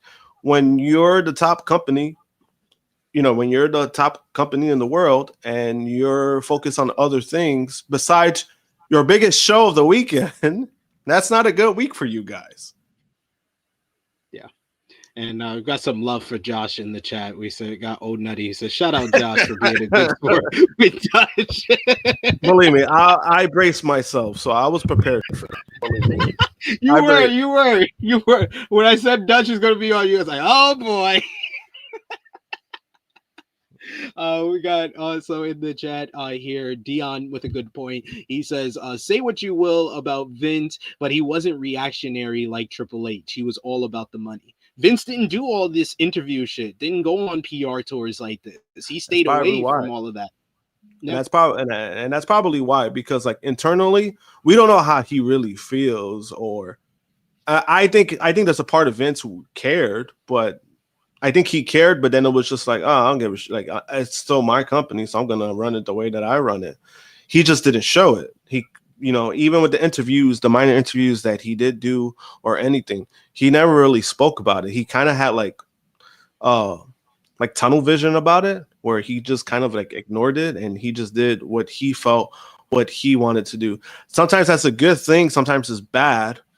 But I think with over the years, he learned as a promoter. Like, you just sometimes it's good to listen to the fans. Sometimes you shouldn't base your shows off of that, and that's what he did for a lot of years. Valab with the super chat donation. Thank you so much, Valab, for the support. He says, between Cena's continued love of VKM and Roman's voting habits, these people need to learn how to shut the fuck up. Good point. That is also a good point. No comment is right there for you. I just wish that Triple H and the rest would use it. But we got to run down the rest of this news before we get into Monday Night Raw very quickly. Jade Cargill was the subject of a ton of speculation. We've talked about it a ton on the flagship podcast here, where she had heat stemming from last year's Elimination Chamber and was written off as being attacked. She appeared on the Masked Man podcast on The Ringer and was asked about the rumors. She said, it's weird. I don't feel the need to go to social media to address every single thing that people say. People are going to make up whatever they want, even if I go on there and say this is not real. When I did see the reports, we laugh at all the stuff that is out there. We literally sit back and laugh. Like, who thinks of this? People are sitting back behind their computers and creating up all kinds of stories. We just sit back and laugh. I know if I address something, it's going to grow 3 heads. Think what you want. As far as my vacation, my man is retired. I need y'all to understand, when I post pictures, it could literally be something from 5 months ago. How do you know? That's what kills me. Jade went on vacation. How do you know? I show you what I want you to see. People are like, she's not in the ring. I'm working out though. I rarely post gym photos, but I'm working out. I'm in the ring all the time working with Ricky Saints. I'm in the gym working so damn hard, but I don't feel the need to have validation from people who people don't want to see me succeed in this industry, and I could care less. What I care about? The people that love me and know exactly what I want out of this. I work damn hard, and when it comes to all of that, it's just chatter. Everybody is mature enough that we can come to one another and say, hey, what was this? And I let the internet do the internet. Good or bad, they are talking about me. I think this was the right way to address it. You agree? I mean, yeah, I think she was probably BSing a few times, but I think it was that's why I didn't say that was her truth. I said that's the right way to address it. Yeah, no, I'm saying like, yeah. And honestly, this might have been like the best attempt for anybody on the PR tour, where it was like she had questions directed to her and she answered it. I thought the best way she possibly can, you know, it is what it is. She's back. So I think people just focus on that. Chelsea Green has been a topic of a lot heading into WrestleMania, as she hasn't been advertised for tonight's WrestleMania or tomorrow night's night 2. Fightful Select reports that there were several pitches made to get Chelsea on the show. One of the pitches included Green hosting the show. Another would have had likely been a matchup with Zelina Vega to continue their rivalry. There have been several names pitched as challengers for a United States Open challenge. These include Alexa Bliss, Nikki Bella. At this time, it's unknown if plans for Green appearing on the show will change. However, there's a possibility that things could still be added as the format is finalized. We'll see if she shows up on either night. A new report has a potential spoiler for WrestleMania 41, as PW Insider reports that Rusev and Lana were both in Las Vegas on Friday night. They both appeared at the Knox Pro Wrestling Polynesian Bash, according to the report. Of course, Rusev reportedly signed with WWE earlier this month, and he could also show up at the pay-per-view. There has been no word on if Rusev is for the show, but there has been a confirmation of sorts by Big E, who confirmed that Rusev is returning to WWE during the Fanatics live signing. He says someone who has just announced to return is seeing a Rusev card at the signing. He said, I actually reached out to him and he confirmed that the news is indeed true. I don't know when he'll be back. A blast from the past and now very topical, because he just announced he is returning to the Square Circle in the World Wrestling Federation. Or World Wrestling Entertainment, excuse me. Meanwhile, Lana is said to have signed a Legends deal with WWE. PW Insider reports that the word making the rounds in Las Vegas is that Lana has signed a Legends contract with the company, so we shall see if they are paired up once again. I'm not going to give Josh time to roast on Rusev. No, guys, not today. WWE Raw on Netflix this week. The show kicked off with Gunther cutting a promo, terrific promo on Jey Uso ahead of the World Heavyweight Championship matchup, saying that he can't wait to call his mother to tell her how much he enjoyed destroying Uso at WrestleMania 41. Jey responded saying that Gunther is the one who is afraid of him now, and he's going to get him at Mania. Bianca Belair, Io Sky, and Rhea Ripley all gave their final words ahead of the WWE Women's World Championship triple threat match at WrestleMania. Bayley beat Liv Morgan in one-on-one competition ahead of their WWE Women's Tag Team Championship matchup. Rey Mysterio picked up a win over Julius Creed in a fun bout. Post-match, El Grande Americano came out to attack Mysterio and the LWO with his loaded mask. Speaking of luchadors, Finn Balor beat Penta via disqualification after Braun Breaker came out to get a bit of revenge on the Judgment Day. Post-match, a brawl broke out with Penta performing a dive onto Braun, Carlito, and Dominic Mysterio while Balor watched, and the show concluded with CM Punk getting Paul Heyman into some trouble with Roman Reigns when he was caught hanging out backstage when he arrived at the arena. This led to Reigns confronting Heyman about betraying him by doing Punk the favor of being in his corner on WrestleMania Saturday. Then Seth Rollins came out to build their match, saying that it is for the future of the industry, and the business doesn't need guys who only show up when it's convenient like Roman, or guys who take their ball and go home when it's tough like Punk. The industry needs guys like Seth who are here to work hard. He also told Roman that a favor is a decision that Heyman is making. Roman says that it is, and he's making his own decision before attacking Seth. He also pie-faced Heyman, leading to Punk coming out to brawl with Roman, but he was eventually taken down by a spear. Finally, Seth came in to give Roman a reminder of the Shield breakup with a chair to the back before stomping both of his Mania opponents in the head. Any quick thoughts on Monday Night Raw from this past Monday, Josh? I thought it was like it was a mid home show for me. That's the best way I can describe it. I agree. Did not get me that hype for WrestleMania. I thought the opening was good with Gunther, and I thought the end was good with Seth, Roman, and Punk and Heyman playing their roles, but everything in between, it was like, is this a go home show? It was not good to me. Yeah, it was not good at all. But speaking of the aforementioned Roman Reigns, he was also on the media run this week. In an interview with Vanity Fair, Roman Reigns spoke about being closer to the end of his in-ring career than the beginning, and he said his contract will be up soon. He talked about various things in this interview. On the end of his WWE contract, he says, after I finish the contract that I'm in, we probably got another year or two max. Then it's time to take on a less physical form of entertainment. On the allegations against Vince McMahon, he says it's a stain on WWE. Janelle Grant is talking about she's got to live with all these situations that happen, and hopefully she's in a place where she feels comfortable and she's secure in her own place. It's embarrassing, though. It's that stuff you don't want to hear about. You don't want your family to hear about it. On Roman Reigns' voting habits, he says that he supports President Donald Trump. On the choice being very clear in the last presidential election, he said one person was giving us information, one person was answering questions, so it wasn't that hard. On supporting Trump, he said, I support our president. Trump is one of these guys where he's got a vast history and a huge background. He's been in entertainment. He's been in big business, politics. At this point, I'm supporting a bright future for our country. Positive and confident leadership for us to be what we're supposed to be the world leader and carry that respect and do a world power like us should be doing. On not liking everything Trump does, he said it's like he needs that adversary. He needs that opposition to bounce off of. He needs that competition motivation or something. It also should be noted that Donald Trump received an Ulafala in the White House this week. Coincidence? I think not.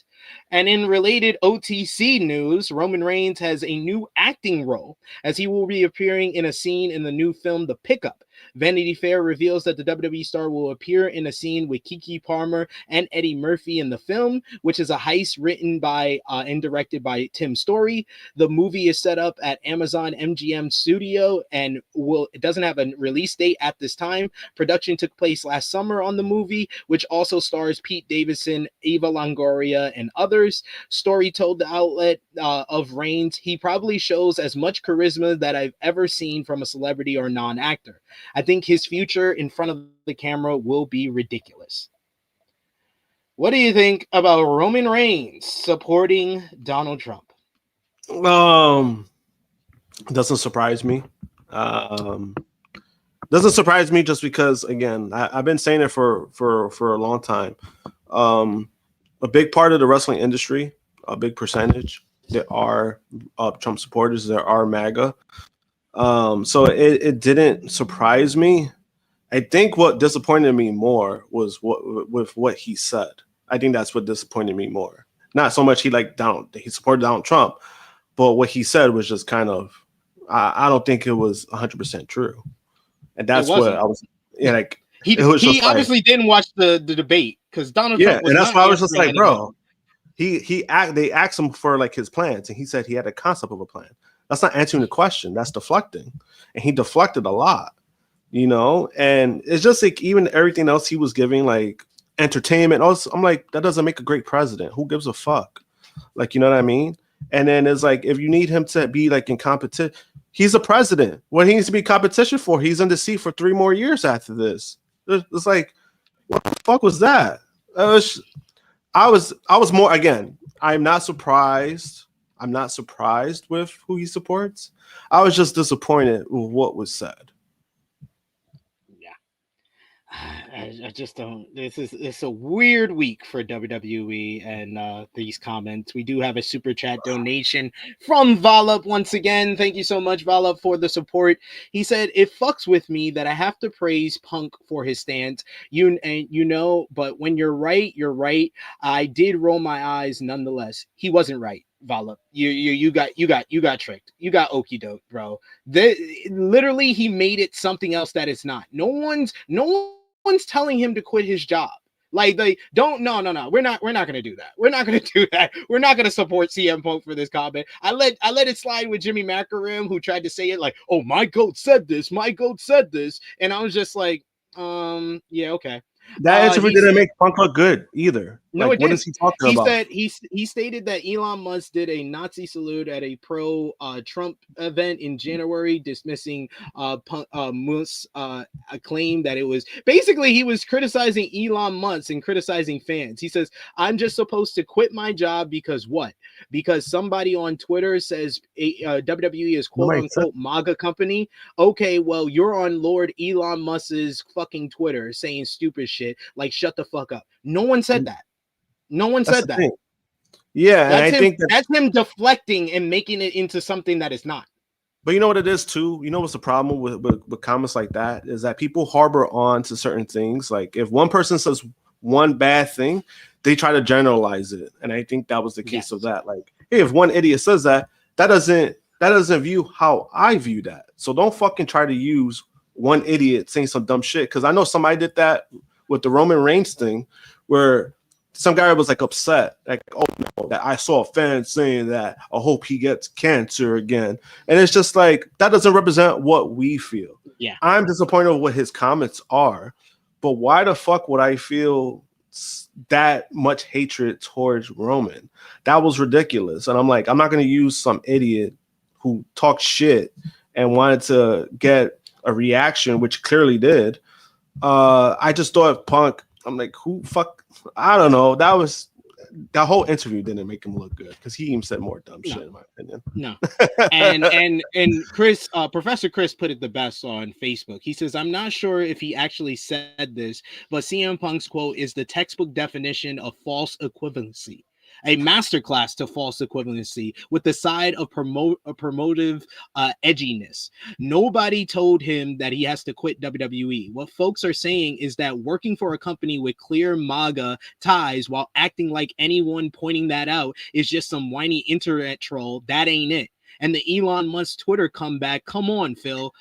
People were calling out Elon long before he rage brought the site like a midlife crisis with Wi-Fi. The man brought the app just to feel less bullied, not exactly a power move. Using Twitter to call out bad behavior doesn't make you less of a hypocrite. It makes you a person with a phone and a moral compass.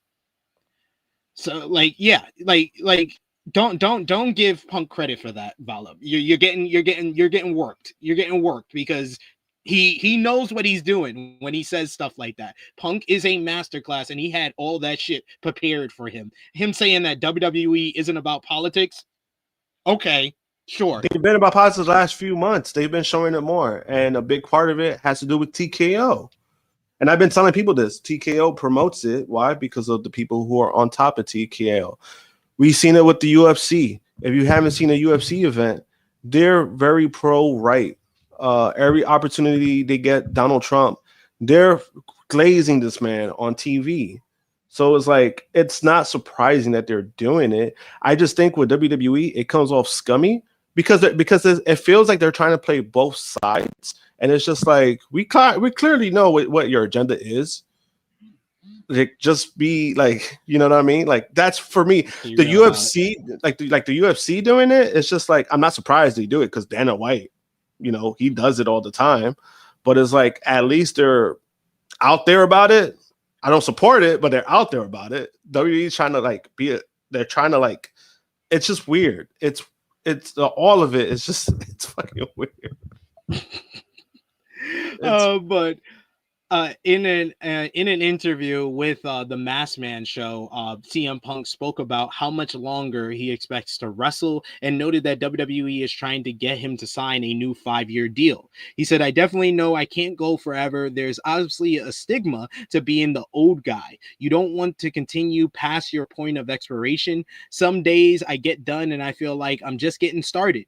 This run I've been on is kind of a washed over me where I can't remember the specific specific moment where I turned to somebody, one of the Pauls, Heyman or Triple H, and I said, 46 years old, I think I'm starting to understand the business. That's the business. Your body is going to give up on your way before your mind is. To me, my mind has never been sharper. I've never been more focused, and there is life in wrestling beyond taking bumps and being in the ring.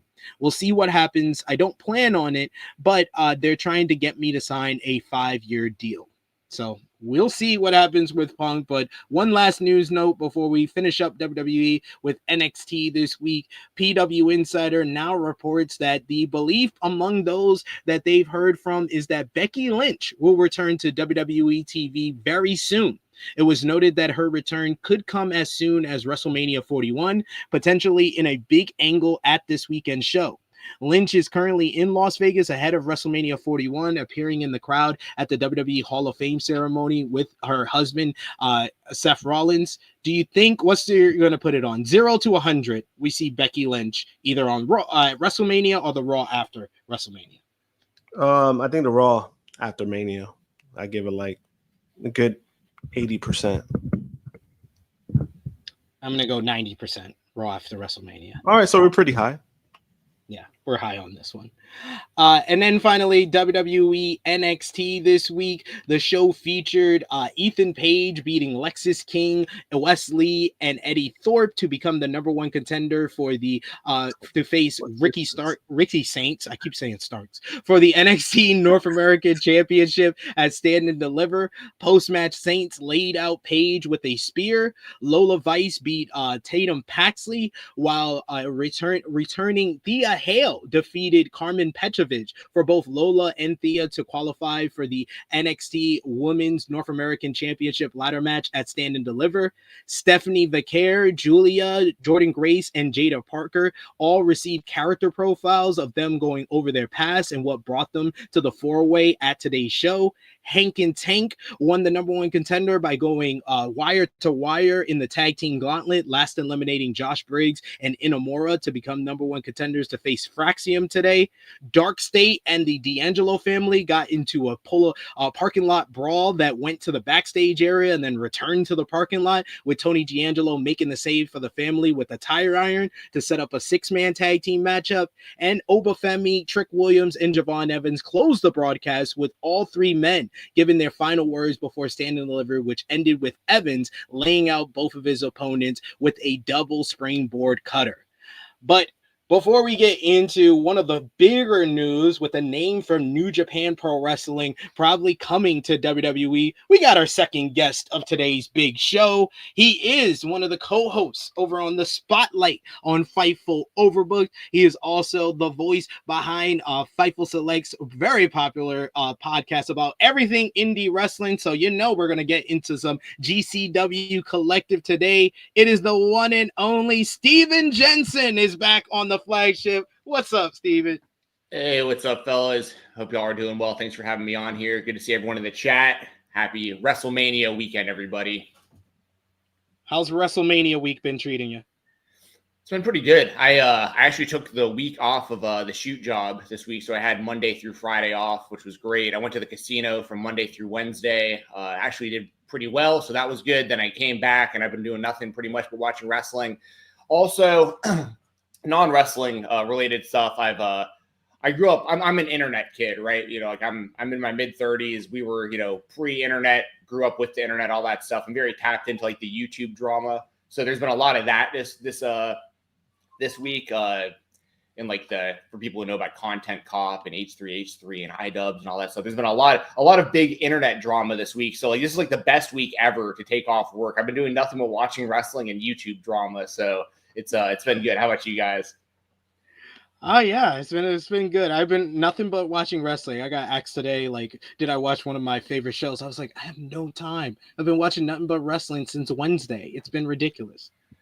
I'm trying to get like you. I've been watching most of the show. I think the only shows that I haven't watched in full from the Collective is the TJPW show and the Defy show. But I did watch Evil versus Michael Oku from that show.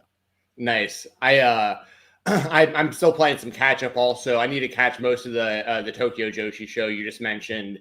I need to rewatch part of Defy. Me and Jeremy were live during doing the spotlight during the Defy show. So I was kind of like in and out on that. I know you'll like hearing this, SP3, or you'll be interested about this. This is completely non-wrestling related. But last night, did you see the interview that Emilio Estevez did by any chance? No, I did not. So it turns out that Emilio Estevez has written an entire script for Mighty Ducks 4, and Disney doesn't want it. And he's doing it specifically to right the wrongs of Game Changers. Like, because for us, pretty much, So he watched our podcast. Yeah, Jensen. So I needed to throw that out into the world also. I'd imagine if the movie ever gets made, it would have to be Disney, considering I think the intellectual property and everything is Mighty Ducks and all. Does Disney still own the NHL team? Is that still actually affiliated? Do you know? I think Jeremy I don't know if it owns maybe Jeremy would know who owns. I could probably find pretty quick online. I'm just too lazy to look at it right. I'm too afraid to screw up my internet connection and everything by searching anything on my computer at the moment. But half my headphones aren't working right now, so I'm kind of playing a dangerous game with my setup at the moment. But nonetheless, we can talk some wrestling. I know people aren't going to give they're not going to care about this stuff. I probably should just DM'd you this morning about yo, check out the rest of this interview.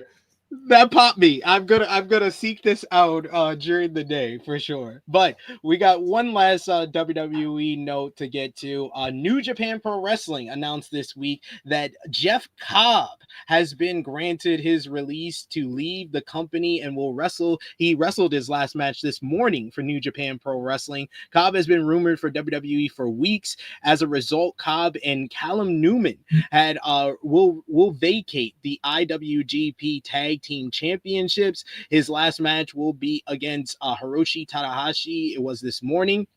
New Japan Pro Wrestling wrote the following: New Japan Pro Wrestling has come to terms with the departure of Jeff Cobb at his request. With Cobb one half of the IWGP Tag Team Champions, the titles have been vacated.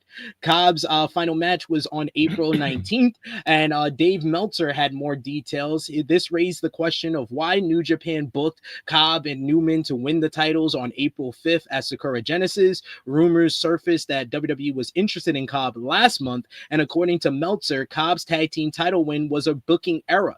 He reported that New Japan officials didn't know that Cobb was leaving and that he was no longer under contract. Meltzer speculated that New Japan officials didn't know exactly when Cobb was leaving. They initially put the titles on Cobb and Newman as a way to elevate Newman, but then Cobb decided to leave suddenly. Meltzer believes NJPW didn't expect Cobb's sudden exit, otherwise they would have never put the titles on him. Also, Meltzer believes WWE wanted Jeff Cobb as early as Sunday or Monday for this week. The Wrestling Observer newsletter reports that WWE wants Cobb to start soon, but the exact date is unknown. The only thing that Wrestling Observer newsletter confirms is that Cobb will not be the mystery opponent for Randy Orton at WrestleMania 41. It was noted that Cobb didn't have a lot of interest in AEW, even though he had appeared for them in the past. The Observer also reports that New Japan officials were aware Cobb was leaving, but the company was blindsided by WWE reportedly pulling Cobb early. Fightful Select has another update on the proceedings. According to Fightful's update, New Japan and multiple wrestlers on the roster reportedly knew that Cobb was leaving as early as 1 month ago. This conflicts with the Wrestling Observer saying that New Japan was blindsided, but nonetheless, it was weird because he was setting up to face Hiroki Goto for the IWGP World Heavyweight Championship at Wrestling Dontaku. However, WWE is rumored to have pulled Cobb before New Japan Pro Wrestling began officially advertising the matchup. We'll go to you first, Jensen, since you're joining us. What do you think about all this news concerning Cobb leaving New Japan and the possibility, the potential of WWE pulling him early despite New Japan having plans for him to write him off, basically? I mean, that's interesting that WWE would kind of get in the way of him, his booking on the way out. But at the same time, I really don't know what their plans are. I don't expect Jeff Cobb, like you mentioned, I don't expect him to show up at WrestleMania and be Randy Orton's mystery opponent. But, for all we know, their timeline is different than you know what I mean? You never know. WWE could have their reasons why they needed him now. Whether it's to debut right away or clearing medical stuff or whatever it is. Like, I don't know. They probably have their reasons for having to do it. Kind of sucks for New Japan, but this is happening a lot to New Japan lately, unfortunately, as far as like they're losing talent. But I also don't think that it was like a total coincidence that The Rock was wearing a New Japan shirt the other day on Instagram. You know what I mean? So like he was foreshadowing all this week. Everything that happened this week was The Rock foreshadowing last week. Yeah, so I wouldn't be like too bummed out if I was a big New Japan fan right now either, because like sometimes things get their worst before they get really good. You know what I mean? And like maybe there's really good times coming around for New Japan. I don't know, but I do like Jeff Cobb. You mentioned AEW. His I don't know how many matches he had there. I saw one of them live in Atlanta. I'm pretty sure he wrestled Moxley in Atlanta like 5 years ago, and I was there live in the building for that. I saw Jeff Cobb live at a small company called Dojo Pro years and years ago. And that was when there was buzz about him maybe going to like a major company then. And that was like 7 years ago or whatever. So like, Jeff Cobb's always been great. He's had a great run in New Japan. You'd be able to talk to it more than I'd be able to, SP3, because I know you're more tapped into New Japan on a consistent basis. But I would say, I think he would fit in with the WWE. If that's where he's headed, that's where I expect him to go. And yeah, I mean, he's a veteran. I saw some people saying like he should get involved in the main event. He should be Randy Orton's opponent and all that stuff. I wouldn't expect all that right away, but I would expect him to like be the NXT champion almost immediately, potentially. Or, if they want him on Raw or SmackDown, he could be on Raw or SmackDown. I just wouldn't like, they're going to have to ease him in though. Like he's a guy who's never been on their programming before ever. And the WWE universe is going to need to, they're going to need to kind of learn about him and stuff a little bit before they do all that probably. But yeah, that's why I kind of put it here after we talked about NXT, because I think that that's the best way you can introduce him to the audience. And NXT needs guys in the men's division, because they have this big triple threat today with Javon Evans, Obafemi, and Trick Williams. I think Trick Williams been ready to go to the main roster. You got guys like Ethan Page. You got a Wesley who's been there for years. These are guys that should probably go up to the main roster. So you're going to have spots to fill. I know Jeff Cobb is 42 years old, but there's a bunch of 40-year-olds in WWE. LA Knight was 40 years old in NXT. Shawn Spears was just North American champion at 40 years old. Like, you could put him in there to introduce him to the audience for a couple of months to a year before he goes to the main roster. I 100%. That should probably be where he starts, despite him being great for New Japan Pro Wrestling. It's just It's not weird to me, though, with WWE potentially pulling him, because this is basically what they did with Stephanie Vicaire. They pulled her despite her having dates for CMLL. This kind of seems to be what WWE is doing right now. If you're associated to AEW, they're going to clap back at you. They're going to treat you like AEW. Well, and that's, the Vicaire thing was interesting, too, because she was basically doing her, without us really realizing it at the time, she was like doing her WWE auditions on AEW. You know what I mean? Like, yeah. So there's also that aspect of it also of like locking people down when they're available. Like, there's people who are going to have options. And the thing with Jeff Cobb being 42 or whatever, a different situation, obviously, because Cody had been there previously and built a name for himself and come back, but Cody's about to be 40. Like, there's plenty of performers in pro wrestling, especially now. I'm not nearly as concerned about it as I was like 10, 20 years ago. Now, with like the advances in medicine, and people are coming back from injuries that we thought were career ending like pretty quick now. And, just it's one of those things where like people don't realize in pro wrestling, especially in a major company, a lot of these people's primes are going to be in like their mid 30s to early 40s, like, especially because like we talk about Jeff Cobb specifically. I've heard wrestlers talk about it. It takes, today it's a little bit easier because like social media and stuff, like you can kind of go viral and like spread, people can become aware of you faster. But if you've never been on WWE TV, it's going to take you a solid couple years before like the audience is like really fully behind you for them to like really do a lot with you. Like they really need to introduce you in. So anyway, I expect Jeff Cobb to to be in WWE. But that's not like a report or anything. That just seems pretty obvious. It seems to be the vibe of what everyone expects to happen. So yeah. Josh, did you want to mention anything about Cobb making the move? No, I mean, like I said weeks ago, I think it's the right move to do it now. He is up there in age. A lot of them, usually end up coming back to the States, and I think that's probably what he wants. He wants to live in the States. I think that's a part of it. But yeah, I mean, being up there at his age, sometimes you don't know. Sometimes the window could close easily, and I think this is the best opportunity to go somewhere to make probably the most money he's ever made in his life. So, True. It was WWE. I think it's WWE. I think too many signs are pointed to WWE. If he goes there, and I hope it works out for him, because I think he could be a big asset, especially somebody who's a great worker in the ring. Because I don't expect him to be like a world champion or anything like that. Like maybe a mid-card champion at most, but besides that, I think right now, it's the right time for him to do it.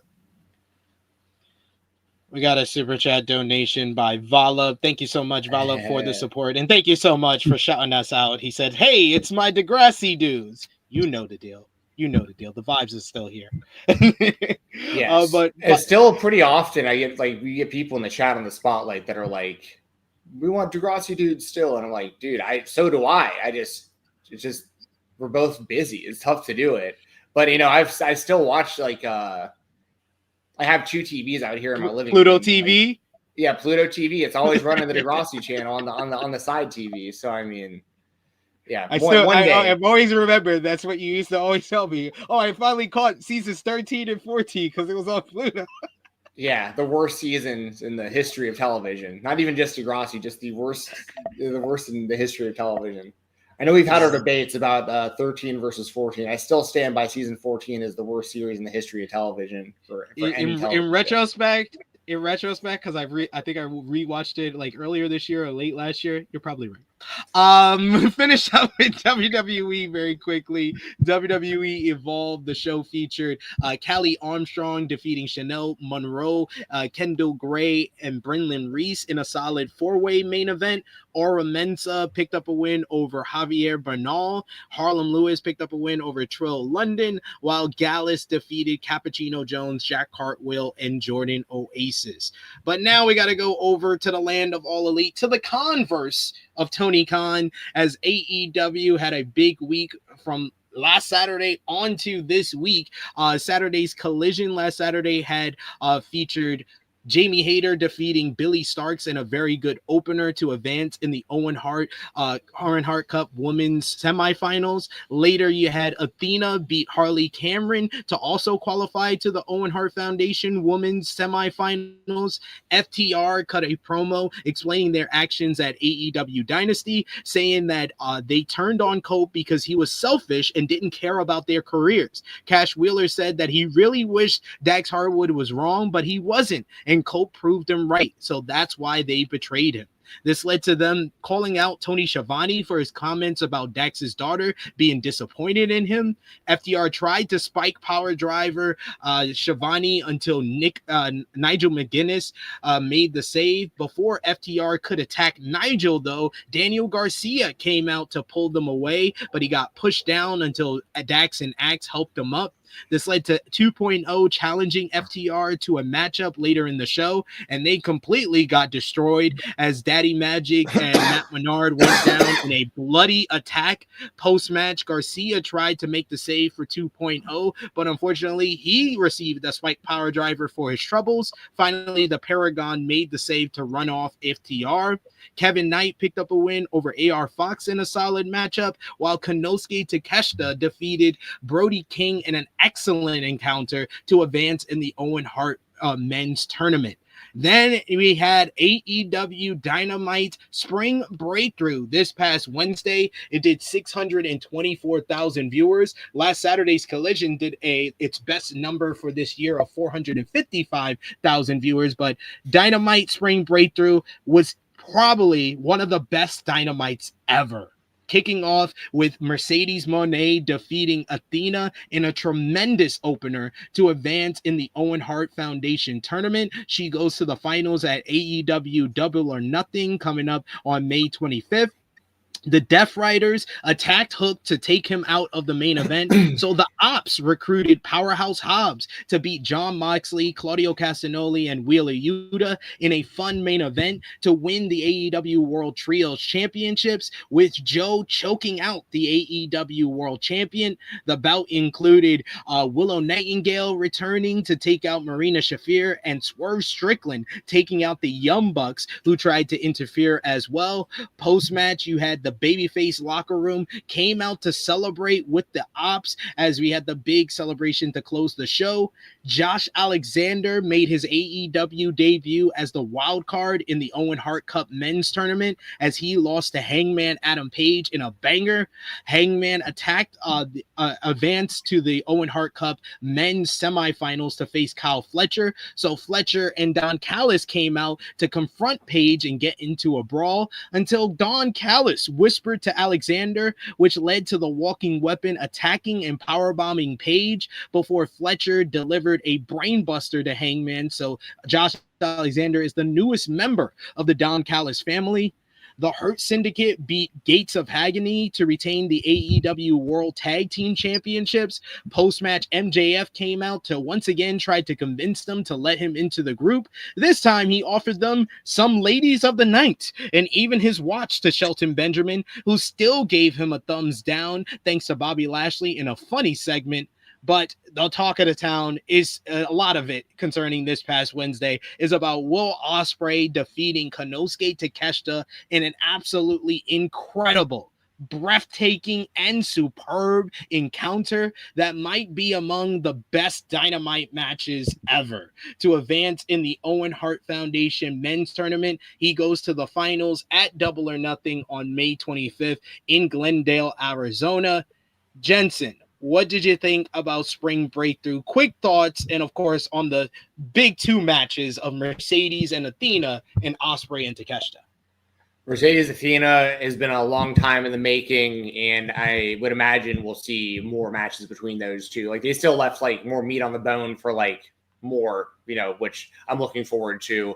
And I'm looking forward to seeing Athena like on a more regular basis, hopefully soon in AEW, because especially people who can't watch Ring of Honor, or don't watch Ring of Honor, they're missing out on she's been like the backbone of that company pretty much since Tony Khan bought it, and she's doing incredible work, and she's always been great. So like the two of them, it's great to see them, having banger matches with one another, and I expect it, more in the future. The Ospreay Takeshita match, like you said, is it's obviously we always have the recency bias, but it's definitely up there for sure. One of the best matches we've ever seen on Dynamite. Incredible stuff. And also the Josh Alexander heel turn, I like that they did that immediately also, so we won't get I think they've done a pretty good job with Speedball, like keeping him from getting lost in the mix up to this point, and I'm a big Speedball fan, so that's been cool to see. And I was a little worried about Josh Alexander coming in because it's like, I didn't want it to be too similar to kind of what they were doing with him. Kind of like good guy, has good matches, but loses like the bigger matches, but kind of gets lost in the mix on that humongous roster. They immediately had him come in, have a good match with Hangman, and then also, that turn.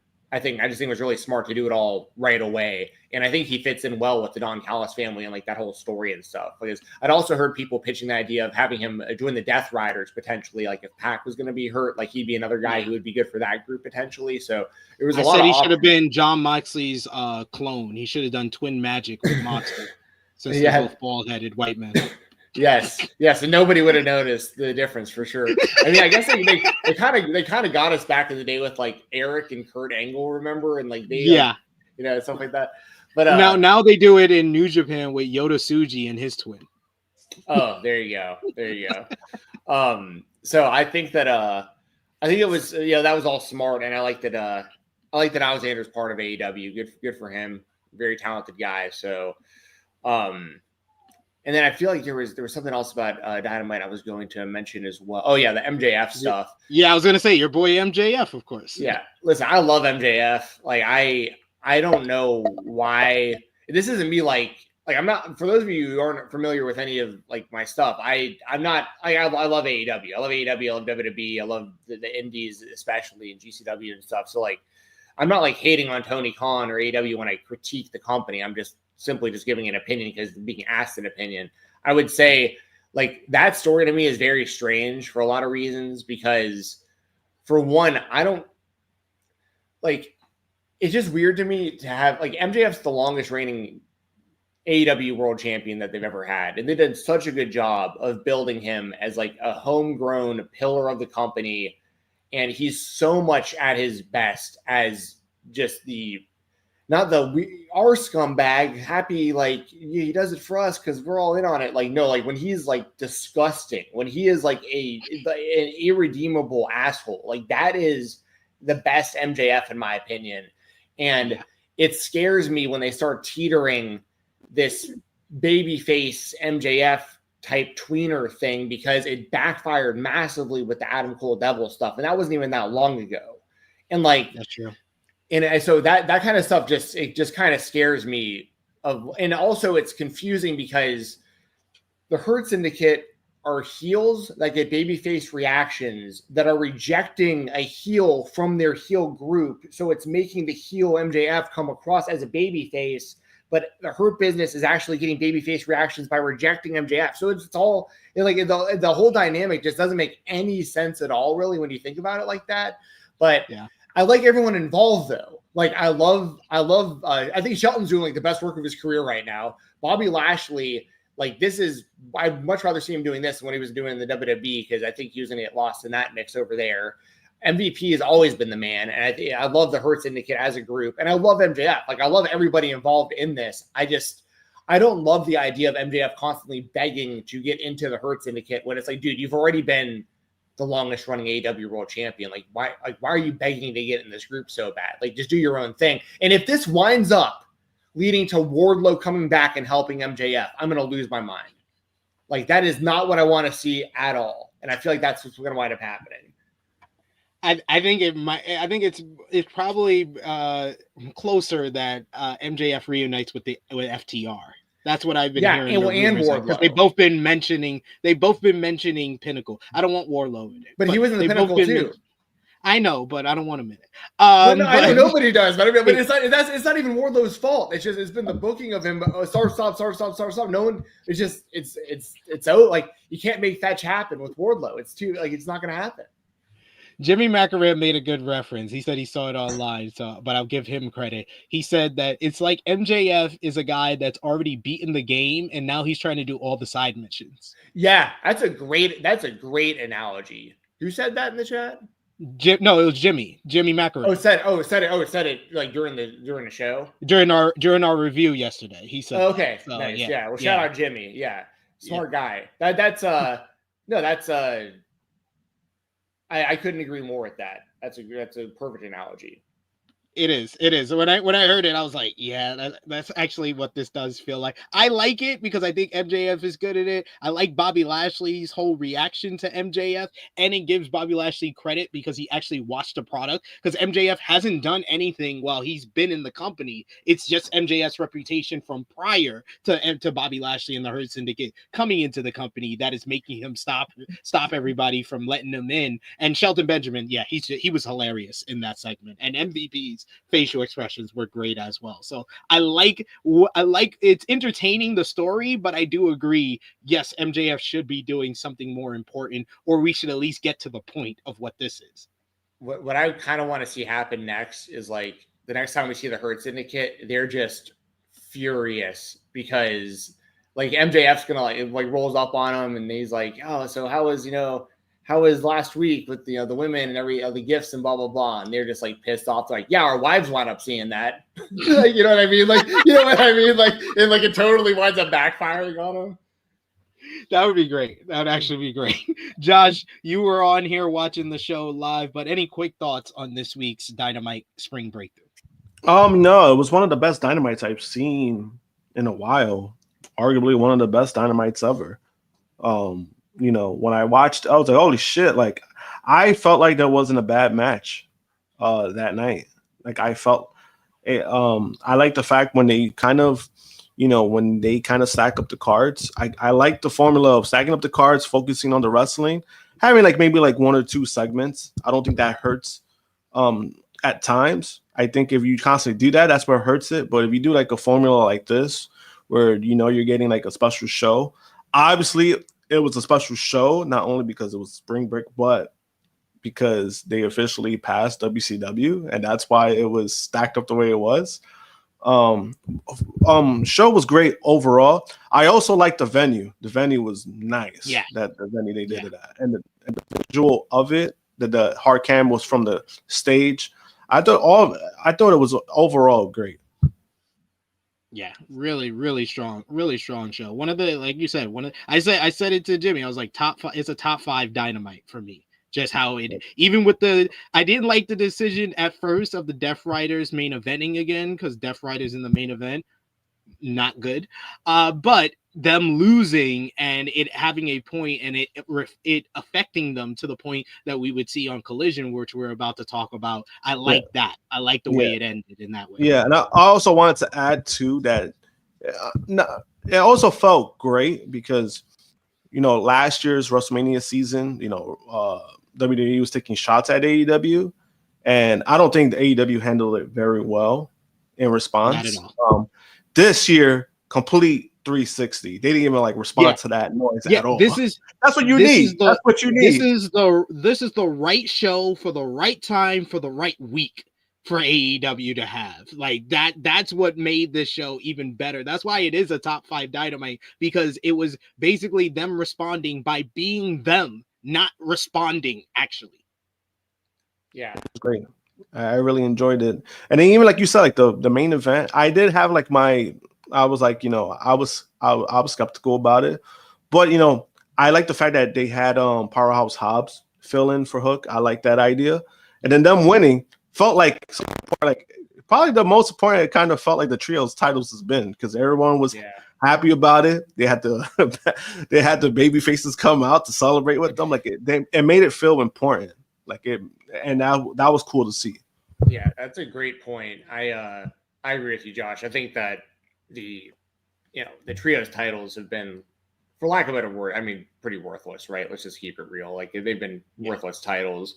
And the Death Rider storyline itself, people have been saying to pivot for a while now and stuff. And, it felt like I don't know why, like what's up with Hook. I actually haven't looked into that. I'm assuming he's like legitimately hurt. So I got that in the news rundown here. Okay. I won't go too ahead on that. Then I'll just mention, I love the Ops. I think that the group is super cool. Like I've always loved Samoa Joe. I've always loved Shibata, and I am a Hook fan. Like I think he fits in really well with that group. And Hobbs was kind of out of left field, but then when you think about it, like he really isn't, because like he does have history with Moxley and stuff, and like he has and he was in Team Taz. Yeah, exactly. So I like it. I love the whole vibe of the Ops. I like the theme music. I like the way they come out like crossing their arms, and so I like where they're going with that group. And as Josh mentioned, this is probably the most I've cared about I'd still say get rid of the trios titles altogether. Personally, I don't think they actually need the belts. But if someone's going to hold the belts, I'd much rather it be them and them winning the titles the way that we saw it go down on Wednesday. So, good stuff. Really good stuff. But it's not all good news for AEW this week. We talked about New Japan Pro Wrestling's Jeff Cobb going to WWE, and it seems like one of AEW's top stars might be going to WWE as well. As previously mentioned, former AEW Women's World Champion Mariah May is believed to be in a contract year, with her contract rumored to expire later this summer. Dave Meltzer and Brian Alvarez had more details on Tuesday's Wrestling Observer Radio. There has been talk about May's AEW status after she shared a story on Instagram that reads, "You can't make the wrong decision because every decision leads you to where you're supposed to be." According to Meltzer, it was a photo of Orlando, Florida, indicating WWE or WWE NXT. Meltzer also reported that people within WWE know that Mariah May wants to go to WWE. Meltzer indicated that people believe that May's contract is up this year, as stated in the earlier report. He added on May's contract, I don't know when her contract is up. Everyone seems to think that it's the summer that it's up. Alvarez reported that May signed a 2-year deal with AEW back in November of 2023. And he says, I was given the impression it was a 2-year deal that she signed originally. So I guess you can do the math. Alvarez noted that the belief in AEW is also that she will go to WWE. He said, but I have heard the same thing, that at least in AEW, there's a belief that she's heading to WWE. Meltzer speculated that this would likely explain why Mariah May was taking off of AEW TV after Hollywood ending at Revolution against Timeless Toni Storm.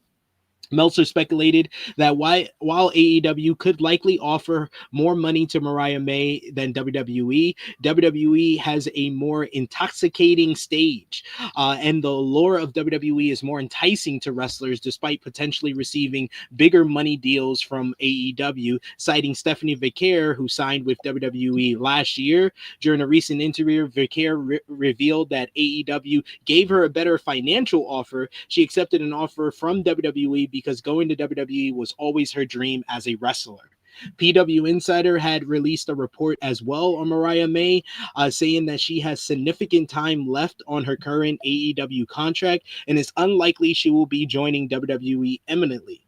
One source informed PW Insider that they believe her AEW contract goes through November of 2025, while another thinks that it have more time beyond that. May debuted on AEW TV in November of 2023 when AEW announced her signing in that same month.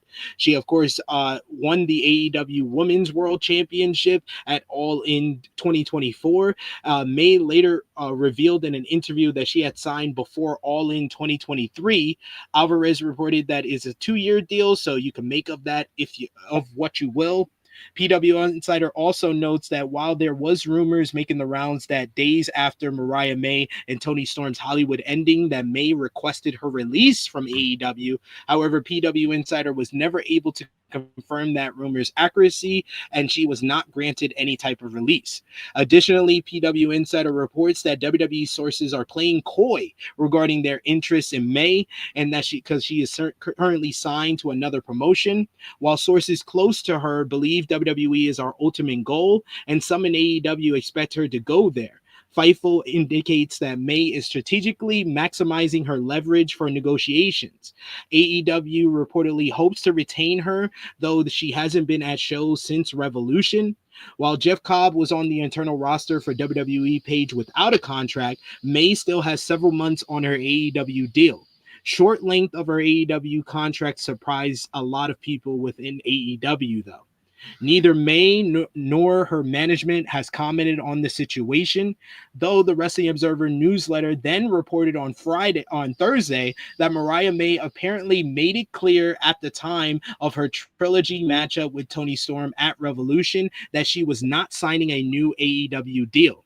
So they booked it at that time for that reason.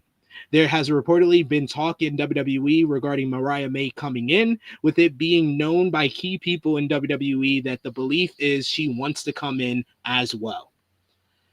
We will start with you, Jensen. What do you think about the Mariah May reports, and what's your number you're putting it on, 0 to 100, that we see Mariah May in WWE sometime in 2025? I mean, I'd say it's probably like 90-something%. I think she's going to go to the WWE. And she's not unique in this situation, by the way. Like, and this is going to be maybe something tough for diehard AEW fans to digest, but this is just the honest truth. And I'm not going to say names or anything like that, but I mean, people can speculate also, and yeah, I'm sure people know this anyways. But like, I know of multiple people currently signed to AEW that were offered longer deals and signed shorter deals specifically because they want to use AEW as a stepping stone to get to the WWE. So like, it's going to keep happening. Now, it's going to happen the other way too. Like Ricochet. Like Ricochet had the option to stay in the WWE, and he was like, "No, I'm good. I'm going to go to AEW." It isn't something that's exclusively like everyone who ever goes to AEW is using it to get to the WWE. That's not what I'm saying at all. But there are definitely people currently on that roster that it's like, I think it's pretty common to want something like a 2-year deal because you can get television exposure, and WWE is proven with, obviously with Cody and CM Punk, they're different because, they were already, in the WWE previously. But on top of that, guys like Penta and Phoenix, and even with NXT, like Ricky Starks and Ethan Page and stuff, they're Jade Cargill, another great example. Like WWE is going to push you if you're successful in AEW. If they have like a good idea for you or like a good vision for you, and like, you're going to have such a better chance at immediately being a big deal in the WWE if you had been in AEW first versus like coming straight from the Indies or anywhere else. So that's just something that AEW is going to have to constantly deal with. But it's kind of the double-edged sword of having a humongous roster like they do, because they're going to constantly be dealing with people that are either not being used consistently, or somebody like Mariah, who is used consistently, used at a high level, a main event level talent. I think Mariah May is super talented, but similar to Jade, there is an overall ceiling to AEW versus WWE when it comes to like being an actual like major star, like even outside of wrestling. Like Jade doesn't want to just be just Jade Cargill, the wrestler. Jade wants to be Jade Cargill from the WWE, but she wants to be famous. Like, she wants to probably do movies. She probably wants to do a bunch of stuff. I'm from Atlanta, and I've seen her around before, and like, she's at the Hawks games all the time and stuff. And she's like mingling with like Quavo comes to the games and stuff. Like, she's in with like the celebrity crowd.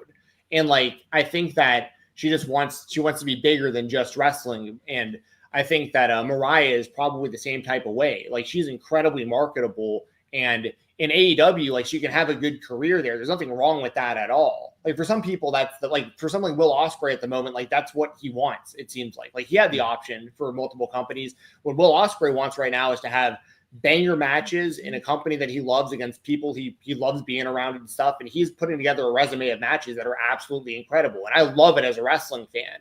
But his prerogative might be different than someone like Mariah May's prerogative, which might be, hey, I can be this big, with AEW, but I could be this big with the WWE. And, she has the talent to do it. So I don't think it's just her. There's plenty of people on the AEW roster right now that are probably in a similar boat where they're like, when my contract's up, and it goes both ways, like I keep mentioning, because not even just when it comes to like your preference of this company versus that company, the idea of free agency in general, I think you're kind of a fool to not test free agency right now. If you have any kind of value in wrestling, you would want to know what your actual market value is right now, because stuff is constantly changing and it's evolving so much. And we've seen it in other sports a lot with like the big TV deals and the salary caps changing and all this kind of stuff. It's the same kind of stuff's happening in wrestling when they're getting these Netflix deals and more USA deals and their toy deals with Mattel and all these massive things that they're doing worldwide. Like, you would be a kind of a fool to not test free agency. So even if Mariah's situation winds up being more like Daniel Garcia or someone, where like Daniel Garcia, it looked like he might have had the option, he wound up staying, he probably had negotiations, I would imagine, to find out, okay, what am I worth? What's the WWE think of me? What was the AEW want? And where do I want to stay, or where do I want to go? So I don't blame Mariah at all for testing free agency if that's what she's doing. I wouldn't be surprised at all if she went to the WWE, because I think that's for I knew Mariah May back when she was a fan. Like, she would just she'd cosplay and go to WWE. Like, she's a WWE fan, just like many of us were growing up. So like, it's not surprising if she wants to go to the WWE, but at the same time, I won't blame her if she stays in AEW. If she negotiates and AEW gives her a good deal and they're like, listen, we're going to make you the face of our women's division. Like, still, like, you're going to be the woman for the next 2 years on top of what we've already done. We're going to keep doing it. She might stay for all I know, but This is going to keep happening, and it's great that we have the options as fans and as wrestlers, that you have the option of these two major companies to even have negotiations like this. Josh, what about you? What percentage you're putting on Mariah May making the jump this year? This year, I'm gonna be generous. I'm gonna say 50%, 50-50, because I think she is playing her cards right when it comes to negotiations. I think that's basically what she's doing. Based off the Stephanie Vaquer situation, I think she's definitely gonna get offered more money with AEW. And I think that's probably going to be where she's going to have to decide. It's like, you're either going to take more money or go to the bigger brand. So I think that's why I'm gonna go with 50. Would I be surprised that she goes to WWE? A little bit, because I did see her staying in AEW because of financially. But, she ends up going, that's what she wanted to do. At the end of the day, I'm not gonna be mad at it, right? If that's what she wanted to do, by all means, she has every right to do that. She has every right, when she becomes a free agent, to go where she wants. And if it happens, it happens. At least she's doing it the right way. Yeah, there's nothing wrong at all with letting a contract run out, and it's just business. That could happen at any job anywhere. You did your 2 years, and you want to see if anyone else is interested in your work. And I also think that it's just her maximizing what she could do right now. As far as she made it clear that she's not going to sign a new deal. Who's to say that she didn't sign it then? Because by the time her contract runs out, she's going to be offered more money. So, and that's usually the case in a lot of sports. Guys don't sign extensions during their free agent season because they know if they have a good season, they're gonna get more money. That's basically she wants to test the market. That's why she didn't sign the deal before Revolution, because she can't really negotiate with WWE until she's a free agent. Yeah, because it's like with Aaron Judge, when the Yankees offered him an extension, it was a lot less money. He has not only an MVP season, but he sets the American League home run record. And then he got about 160, 170 more $1 million. So it worked out great for him. And that's what I'm saying. I think it's just her maximizing, her, that. But then also because, they see it, she probably sees it as, hey, they're probably gonna offer me more money because they're in the sense of they don't want to lose another person to WWE. Exactly. I understand it. I get it. It's a bit, at the end of the day, it's a business. And I thought when it came to when Stephanie made her comments, I thought Stephanie should have done that. I thought she should have played it a little bit better. I thought she should have maximized her value more. I just don't think Stephanie should have said that in an interview.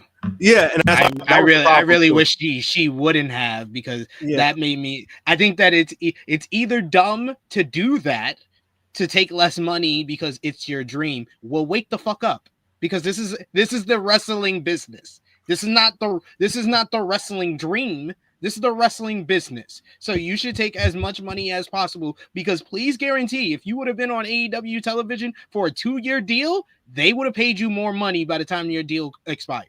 So it's great what she's doing right now, and she's probably earning her next contract right now, what she's doing in NXT. That is all fine and dandy. So if it's not dumb to take that deal, it is dumb to say it in an interview, in my opinion. Yes. No, it was. And that's why I was I thought she should have played it well. She was also in the situation where, she wasn't like Mariah May, where Mariah May is still under contract with AEW. Stephanie, because the CMLL's deals are kind of more loose. So I thought she could have maximized that. At the end of the day, she made her decision, but I think Mariah is playing it smart, in my opinion. For some of these chats that you've thrown up, I just want to comment real quick on. There was one from senior nerd. I'm sorry.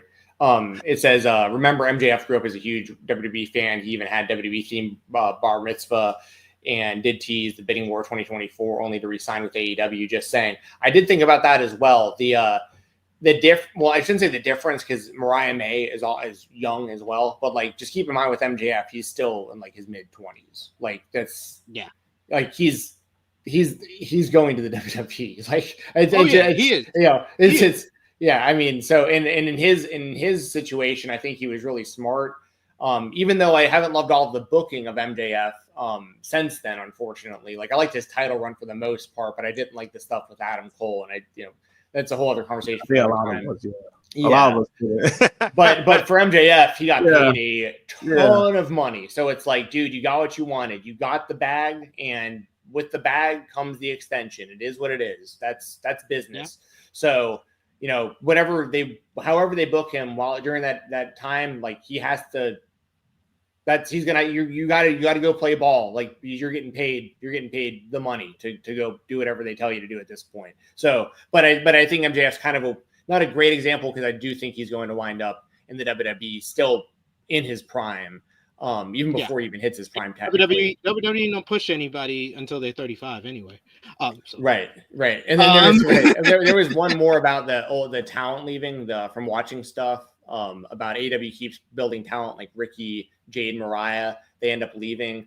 That's unfortunately, there's not a whole lot that AEW is going to be able to do about that. And it's similar to like TNA dealt with it kind of forever also. Like, TNA obviously not as big as AEW, but it's the same type of thing where, it's shorter deals, but not for everybody, but that's the seesaw of all this. Cause it's like, if you're a talent and you think you're going to have more value in 2 years, the wrestling business is changing so much so quickly. I wouldn't want to sign long deals right now. And if you do, you're kind of pigeonholing yourself because you could wind up like, Malachi Black or whatever. And it gets reported, you sign like a 5-year deal and it's like 2 years in and like everything has changed. And it's like, you don't want to be stuck either for forever when like if things aren't going well or whatever. You know what I mean? I don't want to use him as like the exact example, but y'all know the kind of what I mean.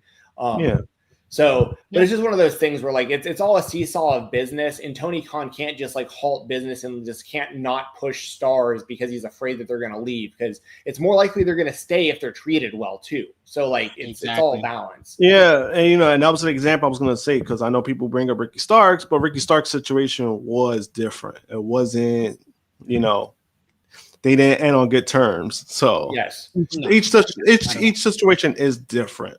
So when it comes to that, so like with Jade had the option to stay. They matched her deal, but she wanted to go to WWE because it's a bigger brand.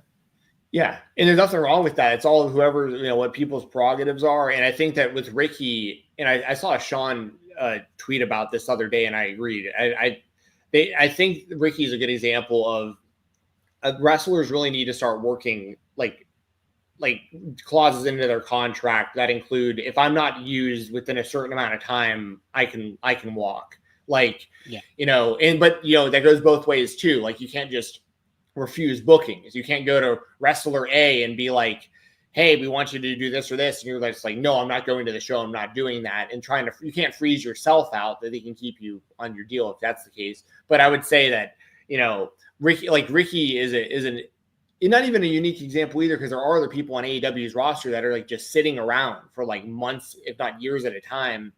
And if they want to sit there and get paid to not work, like that's totally cool too. Like I'm not hating on them for that at all. But like if they want to be out there and working, like Ricky was publicly talking about wanting to be back on TV. And if he's not going to be on TV, let me do GCW, let me do Defy, let me do these other indies and stuff. I want to be working.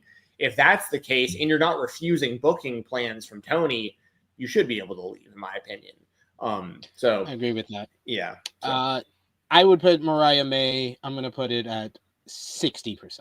I'm a little bit higher than Josh, but behind Jesse. As far as this year, I think eventually she is going to leave, but this year I would put it at 60% to be modest. But a couple of quick notes before we get into Collision this week. Fightful Select had a bunch of backstage information in regards to AEW Dynamite Spring Breakthru. The main event saw Powerhouse Hobbs replacing Hook in the trios title matchup. On last Wednesday's episode of AEW Dynamite, Hook was spotted throwing up in the ring ring after the camera stopped rolling. This led to some fans online worrying that he might have suffered a concussion after his matchup. In the latest edition of the Wrestling Observer Radio, Dave Meltzer said that Hook is doing okay after the incident, although it's unknown what made him sick. What is known, however, is that he did not have a concussion. He said he threw up, but he didn't have a concussion. That's what I found out. Hook did land stomach first on the legs of a steel chair by Claudio Castagnoli, but it's unknown if that was caused the incident. AEW announced the opening that Hook had been hospitalized. Fightful Select had details regarding Hook that they were few and far between, but the issue is said to be a physical one. The report also notes that AEW decided on the title change well before Hook suffered his injury. The report also notes that AEW officials were also reportedly happy with how Wednesday night's AEW Dynamite Spring Breakthru in Boston turned out. As previously mentioned, former TNA World Champion Josh Alexander, who made his AEW debut on Wednesday night, aligning with the Don Callis family. Fightful Select reports that Alexander's wife, Jade Chung, was also backstage. Fightful reports that Alexander agreed to terms with AEW with a deal in February, and then had to work out his work visa situation to come before he debuted. As previously noted, the Death Riders Pac recently suffered an injury on last Wednesday's Dynamite. Fightful reports that there's no timetable yet on when he will return. The report indicates that he will miss some time due to the injury layoff, though. And AEW made a bunch of announcements in regards to events. They announced that at last year's All In, that the 2025 edition of Forbidden Door would be in London, and it was announced this week that the venue will be the O2 Arena in London, England. Very excited to hear that. Additionally, AEW Dynamite and Collision will make their Scotland debuts at the OVO Hydro in Glasgow on August 20th. Forbidden Door will then be held on August 24th. Tickets for the events go on sale on Friday, May 2nd. In event-related news, All Elite Wrestling also announced that they'll be going across the border, as the company will debut in Mexico on June 18th with Grand Slam Mexico. The date is on a Wednesday, and this will be a special episode of Dynamite. The event will be held from Arena, Mexico. Tickets go on sale on April 26th, and the special will air on TBS and Max as usual, as well as Fox Sports Mexico, and it will feature CMLL talent as well. And the last bit of event news, AEW is coming to Portland, Oregon, for the summer blockbuster TV special, which will be a 4-hour TV special on June 11th, with tickets going on sale later this month. Boy, oh boy, I'm gonna be going to sleep at like 5 a.m. for this 4-hour special. Thanks, AEW. That's exactly what I want on a Wednesday. AEW Collision Spring Breakthru this week. That was on a Thursday. They did 353,000 viewers. The show featured the Death Riders kicking off the broadcast, crashing out over losing the AEW World Trios Championships by destroying the ringside area, destroying cameras, and attacking cameraman, with Jon Moxley issuing a challenge to Samoa Joe after being choked out the night prior. Later in the show, Claudio Castagnoli answered Adam Cole's TNT Open Challenge, but came up short in a good matchup. After the bout, Claudio crashed out again, flipping the commentary table before Moxley and Wheeler Yuta came out to calm him down. He also threw a chair at poor Nigel McGuinness earlier when he made his entrance as well. Nick Wayne beat Commander in an awesome fast-paced matchup to win the Ring of Honor World Television Championship for Christian Cage. FTR sent a letter to Tony Schiavone and Nigel McGuinness with the most disingenuous apology ever after being suspended for the week. Kevin the Jet Knight picked up a victory over Lance Archer in a solid opener. He also got into it with Ricochet backstage, teasing a potential matchup in the future. And in the main event, even despite their pep talk with Minnie Monet, Mercedes Moné and Harley Cameron once again come up short in tag team action, as Chris Statlander and Julia Hart picked up the win in a pretty fun tag team main event, with timeless Tony Storm being amazing on commentary once again. I didn't think it was like the all-timer episode that Dynamite had, but just a solid episode of Collision to follow up. Any thoughts on Collision quickly, Jensen? No, I mean you hit it all there. I think it's always so funny seeing that puppet pop up on the screen. Like Harley Cameron's so funny. She's so talented. Like I love that they're going with like the whole ventriloquist thing, and I just that kind of stuff is really funny. Also the chair throw. I caught that as it happened live. And I was like, wait a second. I was like, where did that just go? And then like they're talking about it on commentary. That was pretty funny. But yeah, I mean, it was going to be hard to match the greatness of Dynamite the next night with Collision, but it was still solid. And this was also going on during, I don't know if I was watching Bloodsport yet. Maybe not. No, was probably I think later. Bloodsport started at like 11. Was 11 WrestleCon PM. still on? I don't know. I'm getting all my stuff all screwed I up watched. too, 'cause I watched the main event of WrestleCon Super Show during the beginning of Collision. So that was the only like crossover I remember. Yeah, but anyway, it was a solid episode. Also, I need to mention, just because I don't want the spoiler, if anybody, I just don't want to accidentally see this, or I haven't watched the For the Culture show yet from last night because it was like on in the middle of the night, and I'm really looking forward to Josh Bishop versus Illifa too. So like, I don't want to know what happened. Someone's probably going to totally put like the spoiler in the chat now that I've said that. But I'm going to be watching that like after I get off here. I'm going to go back and watch that show. So, but anyway, solid. I will scrap that from the GCW Collective rundown that I got here. I'll scrap. I do have to leave fairly soon though too. If I don't know how soon you'll get to the GCW, but we're about to talk about it right now. Perfect. But before that, there was news from AEW. AEW has reportedly released coach and producer Sarah Stock. Fightful Select has confirmed that Stock was let go by AEW. There's no word on why she was released. The site notes that there was word she had raised issues with AEW's mental health program and department being heavily shifted, but there is no word on whether that contributed to her exit. She joined the company as a coach in March of 2023 and was a producer for WWE from 2015 to 2020. The site says that Stock was known among talent to be stern in regard to guidelines as a producer and agent. So we'll see where she goes next. ROH TV, to finish up with the Converse, April 17th, they did a special episode that had Nick Wayne beating Michael Oku in the main event, thanks to an assist from Kip Sabian. Top Flight defeated Tomohiro Ishii and Rocky Romero in a pretty decent opener. La Catalina picked up a win over Taya Valkyrie to become the #1 contender for the Ring of Honor Television Championship. And then the April 18th episode had Dustin Rhodes and the Von Erichs picking up a win against MXM Collection and Johnny TV, as well as Bandito and Commander picking up a win against the Infantry. We had some quick New Japan news as well this week, as I was sad on Tuesday to wake up to see New Japan Pro Wrestling has announced that Tetsuya Naito is leaving the promotion after his contract expired at the end of January. The company released this news. He's been with New Japan since 2006. Fightful Select had an update on this news and what's next for the longtime NJPW veteran.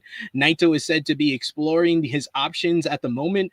Fightful reports that sources have informed them repeatedly that Naito ending up in AEW would be a surprise. According to the report, they were informed that it wasn't anything personal in AEW, but higher ups in the company are said to not have interest in Naito beyond some occasional appearances.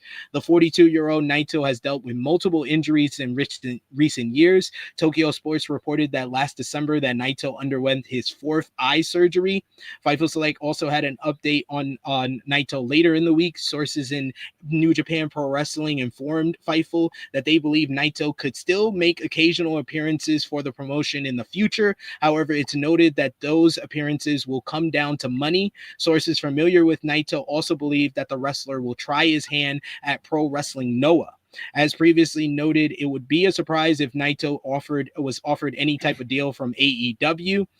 Also leaving with Naito is fellow LIJ member Bushi, as NJPW president Hiroshi Tanahashi talked about the situation, saying that he talked to Naito this week. I told Naito, who loves New Japan, that I wanted him to stay in New Japan until the end, but his will was strong and I couldn't change it. I will leave the group in a way that respects the person's feelings. For the rest of the time, please support Naito and Bushi. Josh, I'm going to go to you first. Any thoughts on Naito leaving New Japan after a near 20-year run? I mean, I was surprised because I really thought he would stay for the most part. So happening like this quick, this abruptly, surprised me more than anything. But then also because he's basically their top draw for the company. As far as like him physically, I mean, we've been seeing it for a while. He is breaking down. His knees are basically shot at this point. So I think it's a mixture of things where like we're seeing a guy who's like he's getting like close to the end of his career, but then for somewhere like New Japan, he was there. He was still like the person that people were coming to see. So that's why I was surprised. As far as anything like where he would go, obviously people will always bring up like AEW or WWE, stuff like that. I don't see him going any to those companies. I think he's gonna freelance for a while. I think that's basically his best choice at the moment. He could go anywhere. I think he stays within Japan. And I think he'll do like US things, like US bookings, but I don't see him signing a big contract anywhere. Any thoughts, Jensen? No, I pretty much agree with all of that. Like it's just like not great timing. If you're Naito, it feels like to be a free agent because of all those factors. Like, excuse me, every time I've seen him wrestle recently, it's like a shell of his former self. It's unfortunate, but it just is what it is. Like, I don't see a need for him to be. I mean, if they want to have him do like a random AEW match here or there, like I'm fine with that, depending on the situation, even though once again, those haven't been great as of late, unfortunately for him. But I don't see a scenario where the WWE would be interested now. Like if they were going to be interested, it would have been back around the time like Nakamura came in and stuff that would have been the time to make that kind of move. But it was also the time that Naito got to really break through in New Japan. Like once some of those top guys left and he finally got the ball there, it was questionable about what they did once he gave him the ball. Like, it felt like they give him the ball, but you never really felt like the top guy there for most of it. And now he kind of is that by way of default because everyone else has left, but he's also up there in age. So, and just he's pretty broken down, unfortunately. So I don't know. Yeah. Maybe he winds up showing up in like TNA for like some big matches randomly or something. I don't know. But I'm with Josh. I don't really see him getting like a big contract with WWE or AEW right now. So. Yeah, I see him freelancing. He might show back up on New Japan and Noah, but nothing big like that. But I do want to talk about GCW Collective with the master of the indie ceremonies over here, Stephen Jensen. GCW The Collective started on Wednesday this week. They had the GCW Presents WWE ID Championship Tournament show, which was highlighted, main evented by Jackson Drake and Swipe Right, defeating Jack Cartwheel, Cappuccino Jones, and Sean Legacy. In the actual tournament, Marcus Mathers beat Sam Holloway in a rock solid no DQ matchup, while Kylie Ray picked up a win over Zeta Steel. You also had Jordan Oasis, Itzgal, and Ice Williams all advancing in the tournament. In one of the most roller coaster shows of the week, you had the WrestleCon Super Show, which had some good stuff like TMDK beating Hechicero, Michael Oku, and Flip Gordon in the main event. You had Team Malafala defeating Team Gravity in a very fun 10-man tag opener. Masquerada Dorada beat Ninja Mac. Matt Riddle defeated Matt Mako. Danhausen won the Lucky 7 Sin City Scramble. And then in one of the worst back-to-back matches you will see this year, you had Mickey James beat Maki Ito in a match that fell apart when they tried to do a sing-off. And then in not just the worst match of the year, in one of the worst matches I think I've ever seen in life, Jensen and Josh, Minoru Suzuki versus Butterbean went to a double countout thanks to special guest referee Dan Severin counting both men out. The clock was broken, I guess, on this matchup that was supposed to be timed rounds. Oh my God. I've been telling everybody, you need to watch this match to know what bad wrestling is in 2025, because it doesn't get worse than that. Progress Las Vegas had Luke Jacobs defeating Michael Oku in a great main event to retain the Progress Men's World Champion. Paul Waterhauser won the Proteus Championship on that show.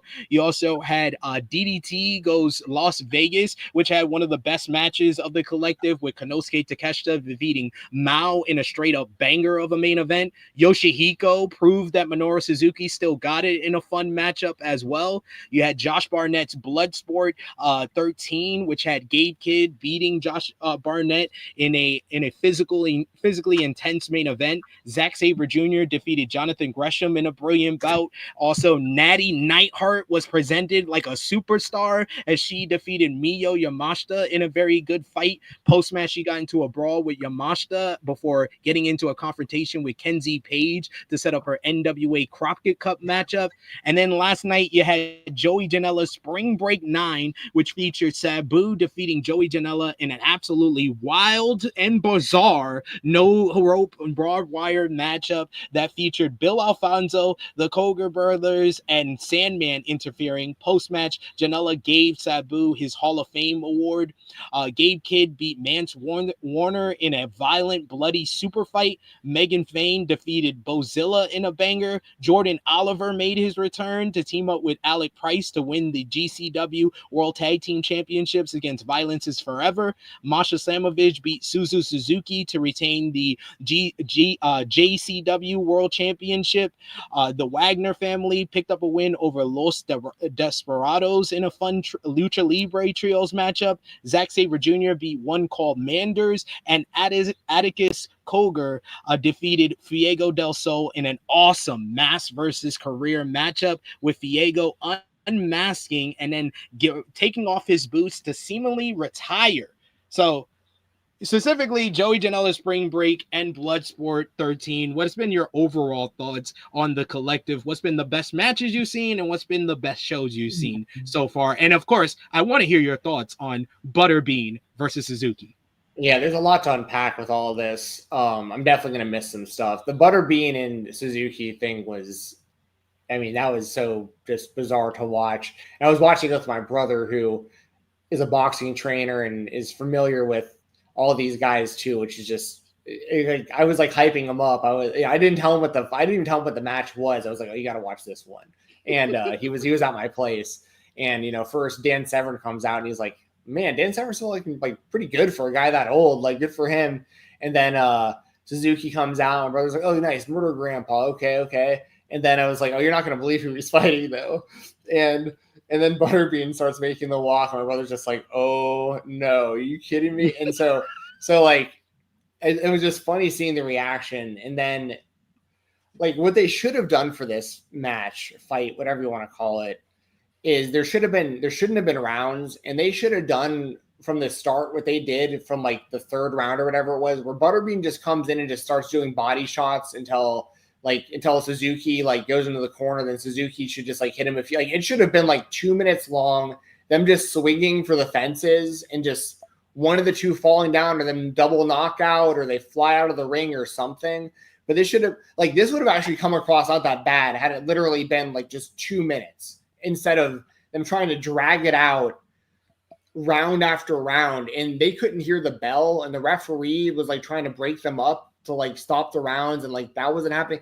Plus the way it was set up was really stupid too, because the rules were, it was like the 3 minute rounds or whatever they were doing, and then there was 60-second like recovery periods in between. It's like, who thought it would be a good idea to have minute-long breaks in this match? Like the crowd's already like what the hell is going on?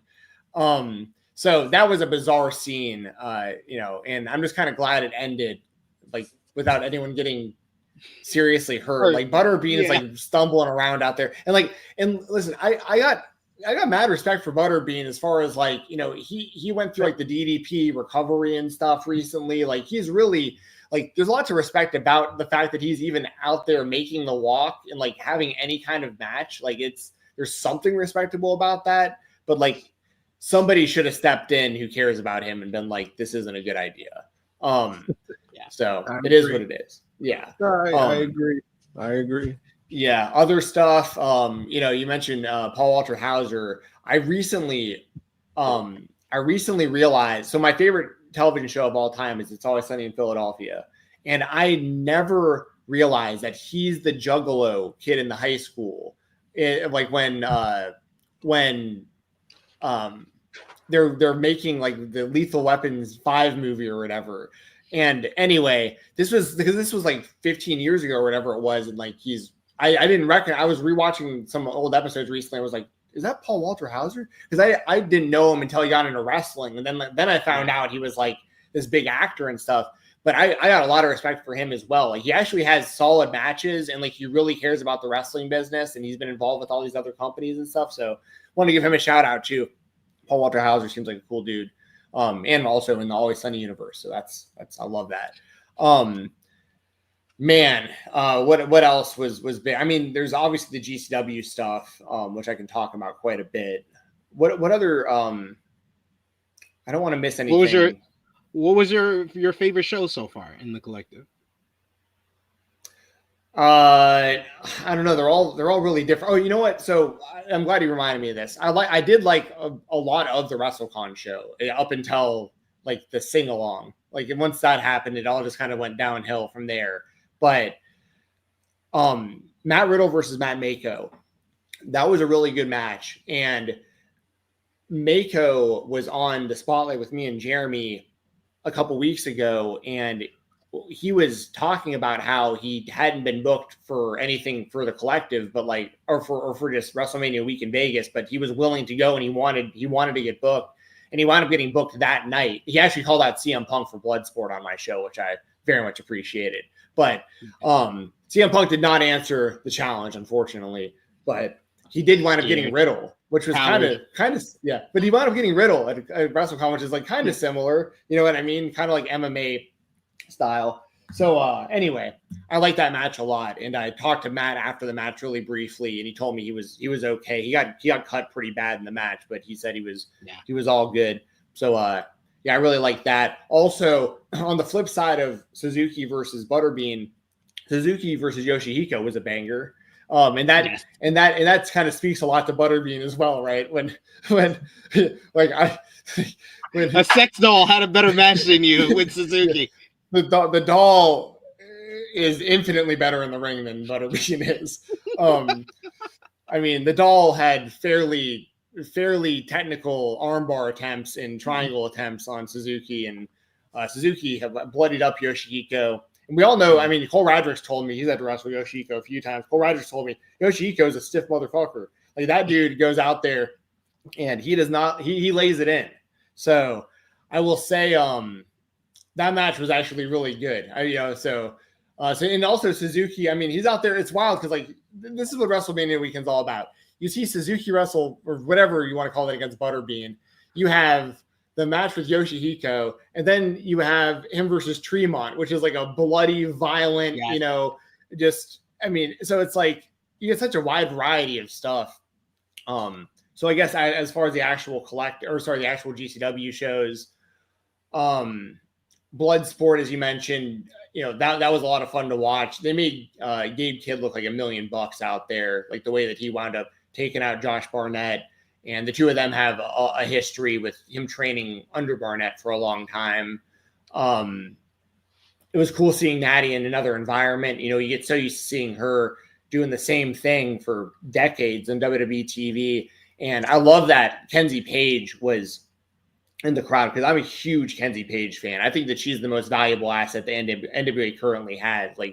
I love that they've built around her. She was the right person to beat Camille. She's had a great run with that championship. I think she's really damn good in the ring. Her indie work for New South over the years is really, really good too. Like if people want to see kind of her outside the NWA. So it was cool seeing her like get involved with the Bloodsport stuff to build the NWA match with Natty and her. So that was all really cool.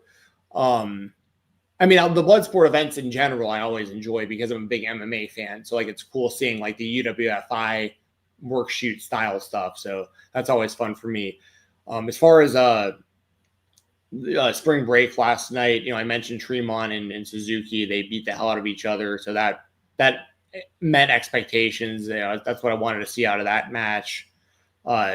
Gabe Kidd and Mance Warner beat the hell out of each other too, and I love the finish of that one too. Eventually, his head was leaking. It was like he was pissing out of his head. Oh my god, it's disgusting stuff. I mean, that's stuff that I can do without personally, but I cover deathmatch wrestling on a weekly basis. So like, I'm really like numb to a lot of it now. But like, if I were just to show like a random person the stuff that I'm watching and talking about on podcasts, they would think I'm just a complete psychopath. But I think that match was. But I like the finish as well with Warner and Kidd, because eventually it just came down to Kidd punching Warner straight in the face, and Warner just couldn't take it anymore. It reminds me of like Rory McDonald versus Robbie Lawler for UFC fans out there, where they had just one of the most epic title fights of all time, and it wound up coming down to, it was a really close fight, and Robbie Lawler eventually finished McDonald with just a jab to the nose. Yep. It didn't look that bad, but it's because the war, the damage had accumulated to the point where like he just couldn't take anything. It was over. And that's how it felt with the Gabe Kidd and Mance Warner finish. I like that a lot. Great to see Jordan Oliver back. The circumstances are unfortunate because, full disclosure, Cole Radrick's probably my best friend like in wrestling, and I hate seeing him injured. He had to come back from a tough injury recently and built his way all the way back to the tag titles and has that GCW brass ring and, a lot going for him. I'm a huge fan of the Ratty Daddy, so that sucks that he's on the shelf. But I said it during the Spotlight. I said it during the Weekender. I was saying Alec Price needs a tag team partner to fill in, and there's no one better than Jordan Oliver. So I was really hoping it was going to be Jordo, and it's good to see him back because he's been on the shelf for a long time with an injury. I love Violence is Forever. They're my favorite tag team in the world. Kevin Kuhn and Dominic Guarini. Those are my dudes. And what they've done for the GCW tag division since coming in with their main title reign, and this one just to kind of get them through with Cole's injury. Can't say enough great things about Kuhn and Guarini. So love all four of those guys, and seeing Jordo back is awesome. What am I missing from Spring Break? I'm sure I'm missing something else. The barbed wire. The main event. I was like, I know I'm missing something important.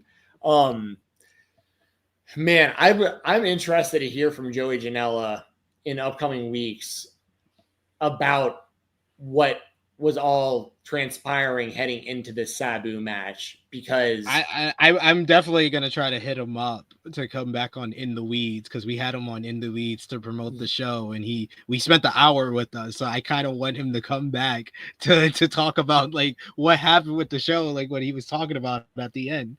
Yes, because he's talking about how like he didn't know if it was going to happen, and like there's the real thing with Sabu and his reputation. Like we all love Sabu and we all respect Sabu, but like the reason they had to give him the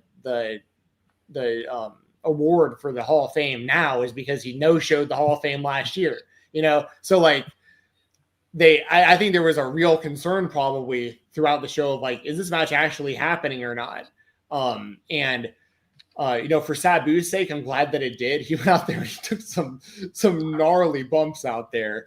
And he looked off his rocker. He looked at the beginning, he looked like Jeff Hardy at Victory Road 2011. Yeah. I think I've done it too, because man. Yeah. It seemed like at the beginning, like from what because I actually watched the match, because I was just like, I want to see this car crash. And it seemed like he didn't want to be there to begin with. In the beginning, like it kind of felt like that. It kind of felt like he didn't want to be there. And then like some of the spots like he was doing, like did he forget like there was no ropes? Because there was a spot where he jumped, and I'm like, where did he think he was going, or like what was that about? You know what I'm talking about, right? The spot with the he vaulted to the barbed wire. Dude. Did he forget there was no ropes? And then the door spot. Yes. They threw it. The whole thing fell. I was like, oh my god! And it was just a pool of blood underneath him after the first door spot. Oh, and thankful. At least he got to walk away from it. I was even concerned just in general, because I'm like, Sabu hasn't been like physically he's been physically impaired for years. He can't even move like one of his sides. And I'm like, and he's gonna, I mean, it was his retirement match, but I'm like, oh boy, like I don't know what's gonna happen. And I was like, oh man, we got some good clips from it, I guess. Yeah, we did. I mean, and that's, you know, I'm happy, I guess, as far as like for Sabu that he got to like go out like that. Like it's a memorable match, and like deathmatch fans and Sabu fans, like we're all talking about it.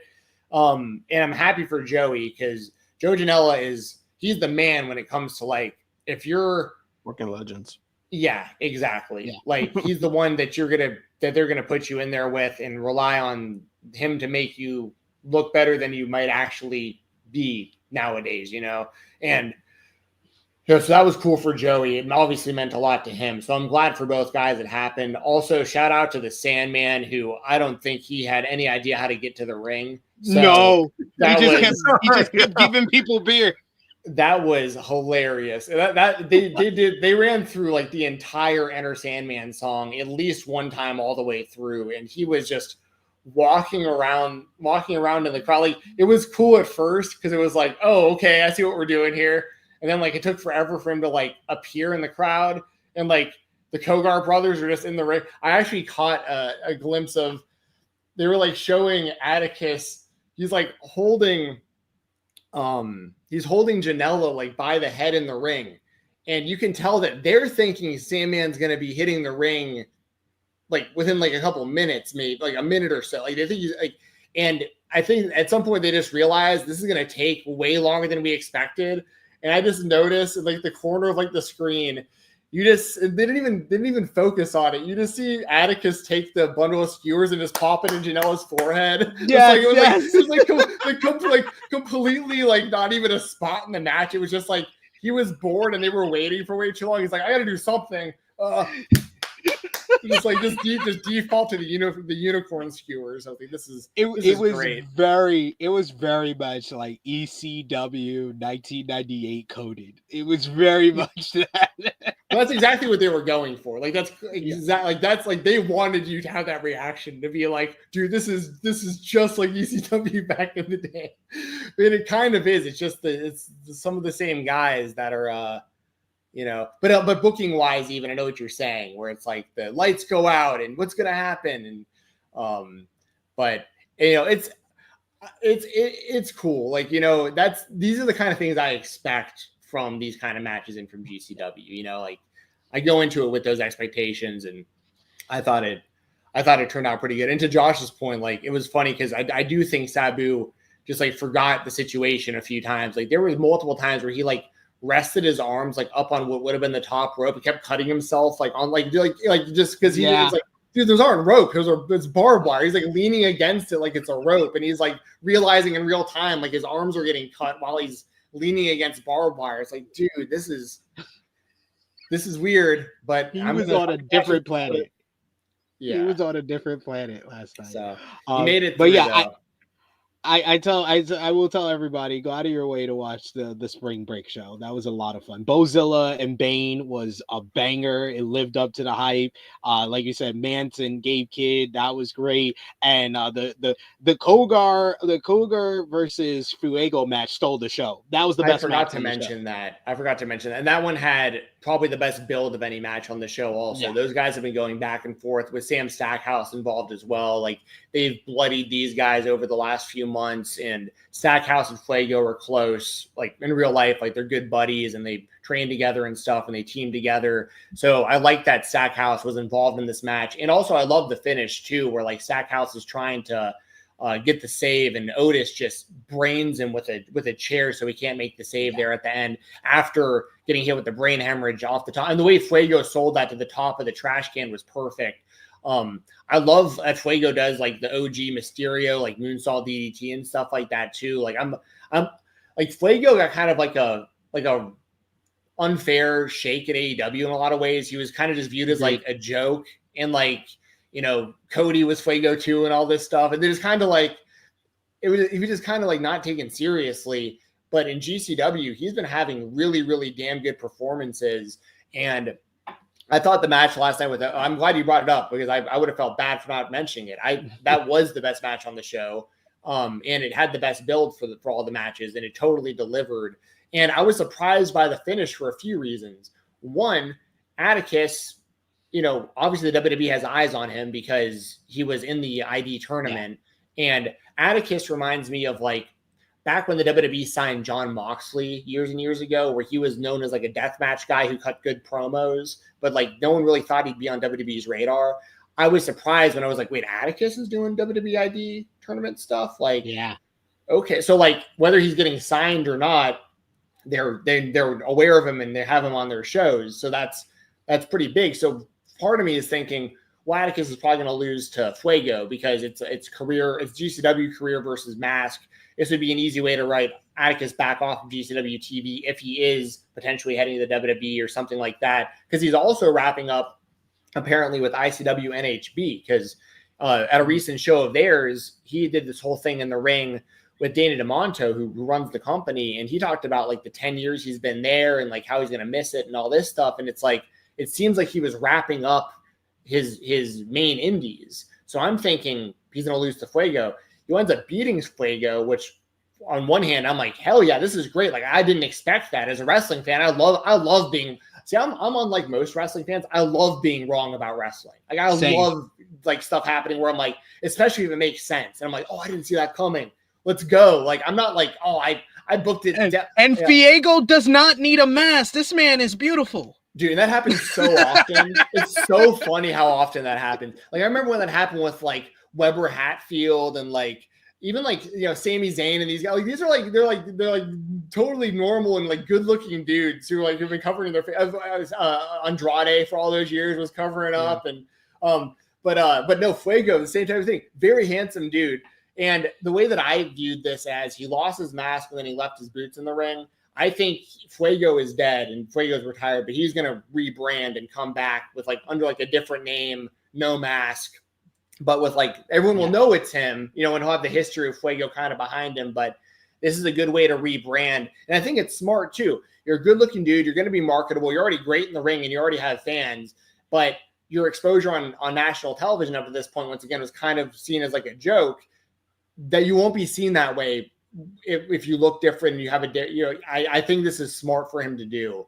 And I'd massively push him in GCW too. Like when he returns, I give him and Stackhouse a real run at those tag titles. And try to push Fuego towards the main event too. It'd be cool to see him get revenge on Atticus at some point too. Yeah, like, I would say because they I saw the promo, the video package where they originally were going to have a career versus career match. Now they can just do that. And if they really want to write off Atticus from GCW, they can do him coming back in, and then they do career versus career, and he's the one that finally beats Atticus to send him out of DCW. Yes, it makes perfect sense. You can easily tie that right back in and just do career versus career now. And I'm interested to see the trajectory of Otis also, because Otis is really talented too. Also mainly in like the deathmatch scene and stuff, but like for a bigger dude especially, like he moves around really good. And this is a weird thing to point out, but he is really, really good at using weapons. And I know this sounds insane to say because like that sounds crazy, but like I've seen Otis do stuff with chairs where like he'll like throw a chair at somebody and it'll somehow just hit perfect, wrap around their head and like set up the next spot. It's just like, it's like, how the hell is he that good at swinging chairs at people's heads? Like it's like a talent. And he's out there doing moonsaults and stuff. Like I like both Otis and Atticus. Atticus has always been very talented. So, and that's the last thing that I'll mention because it does tie into the ID.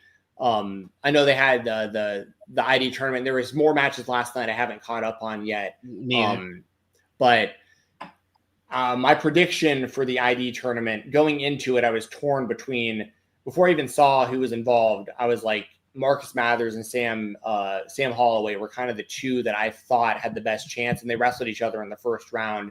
It is double elimination though. But that's I'm going to predict Marcus Mathers goes all the way. He's currently the IWTV Independent Wrestling World Champion as well. That'd be kind of wild to see him holding both those titles at the same time. So maybe they won't do that, but anyway, a lot of great stuff. A lot of great stuff going down. And there's still plenty to go. We got Effie's Big Gay Brunch. That's going to be the first show, or the only show of the weekend, where Effie's going to be defending the GCW World Championship. That'll be against Dark Sheik. That's today.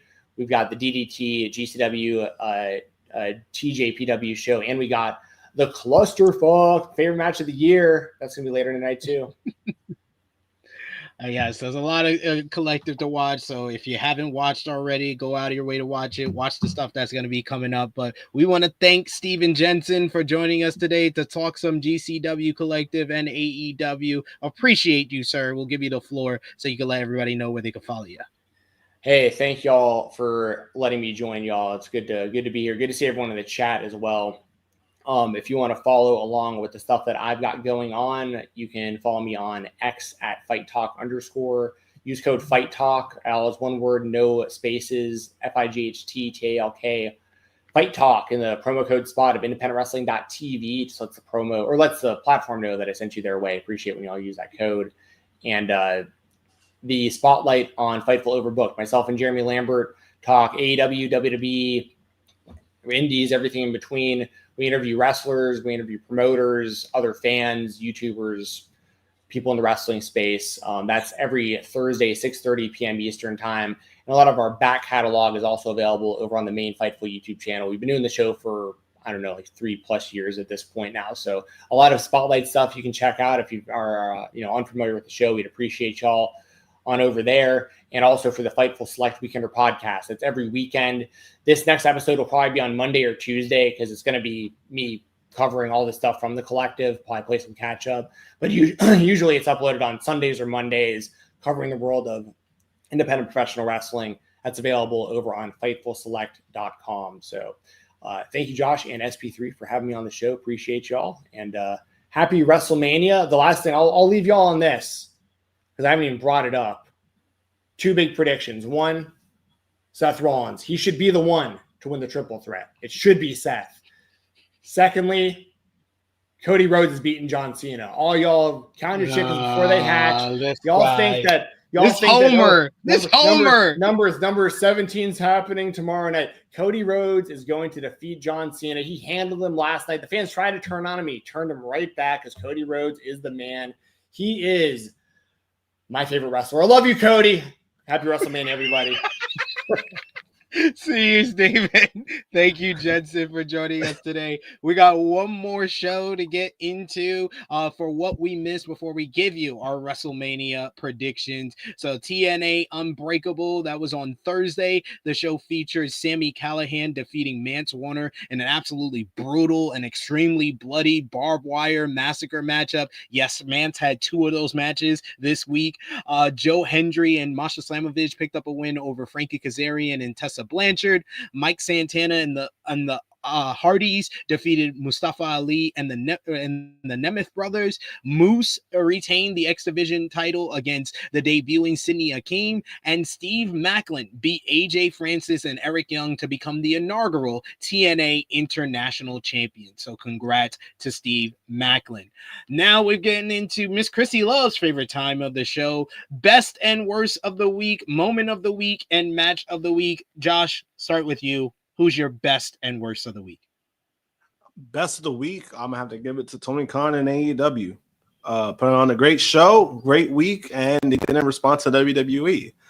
Worst of the week, WWE and their PR tour or sorts for WrestleMania week.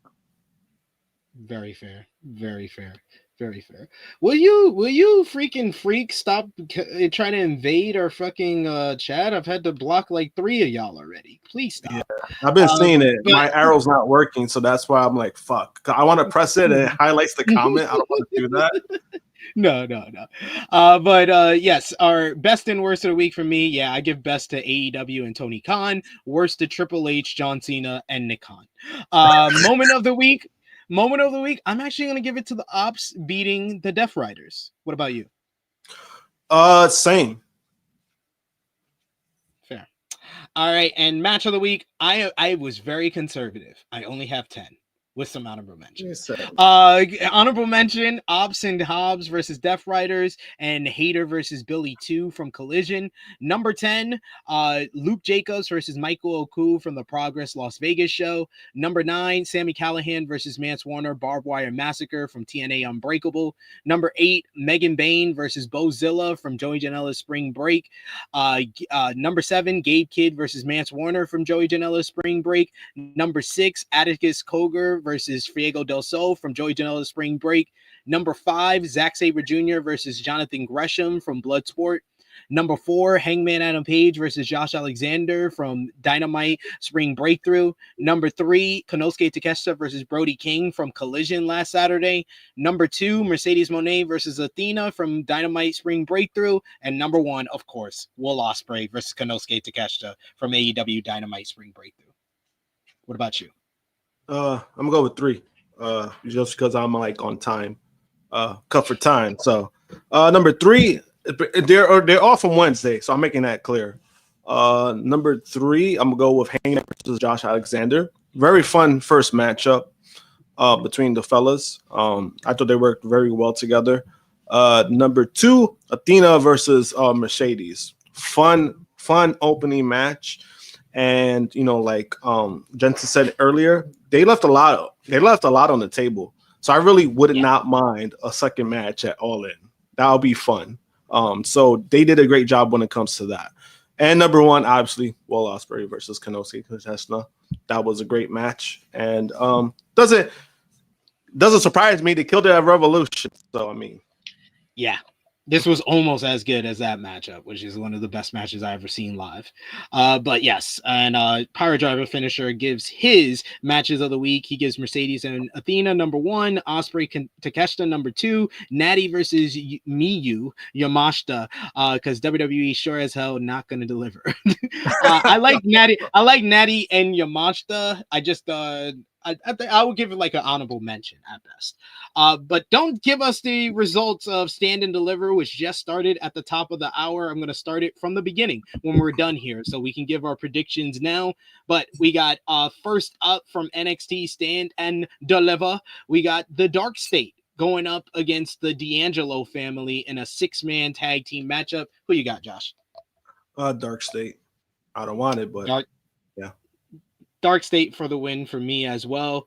A women's tag team 4-way number 1 contenders matchup. That was on the pre-show that already aired for sure. I went with the Meta Girls for the win. Who you got, Josh? The same, Meta Girls. Then we got Fraxium defending the NXT Tag Team Championships against Hank and Tank. I got Hank and Tank. Oh, you got them. Oh shit. I got Fraxium getting called up after Stand and Deliver. Oh shit. I think they retain. I'm just gonna safe bet. Ricky Saints versus Ethan Page. Who you got? In this NXT Rampage matchup, I got Ricky Saints. I got Saints retaining. For the NXT Women's North American Championship ladder match, it's Zarya versus Sol Ruka versus Izzy Dame versus Kalani Jordan versus Lola Vice versus Thea Hale. Who you got? I'm going with Zarya. I'll go with Zarya. I'm going with Thea Hale since she just returned. Oh, and then for the NXT Women's Championship is Stephanie Vicaire defends against Julia, Jada Parker, and Jordan Grace. I got Stephanie retaining. I got Stephanie retaining. And then for the NXT Championship, it's Oba Femi defending against Trick Williams and Javon Evans. I got Oba retaining. I got Oba retaining. And then you have WWE WrestleMania 41 tonight. The opener for night 1 is going to be Royal Rumble winner Jey Uso challenging Gunther for the World Heavyweight Championship. Jey for the win. Jey for the win. Then we got Rey Mysterio versus El Grande Americano. I got Americano winning because I don't know if Rey's going to compete or not after the quote unquote injury last night. Who you got? I got this guy that looks like Chad Gable. Naomi versus Jade Cargo in the best built matchup. I got Jade winning. I got Jade. New Day versus War Raiders. New Day, new champions. Yeah, same. I got the New Day winning. For the United States Championship, LA Knight defends against Jacob Fatu. All gas, no brakes. Fatu. Fatu. You got to do it tonight. It got to be done. In one of the more interesting matchups on the card, Tiffany Stratton defends the WWE Women's Championship against Charlotte Flair. Like I said earlier with Dutch, I don't see Charlotte putting her over.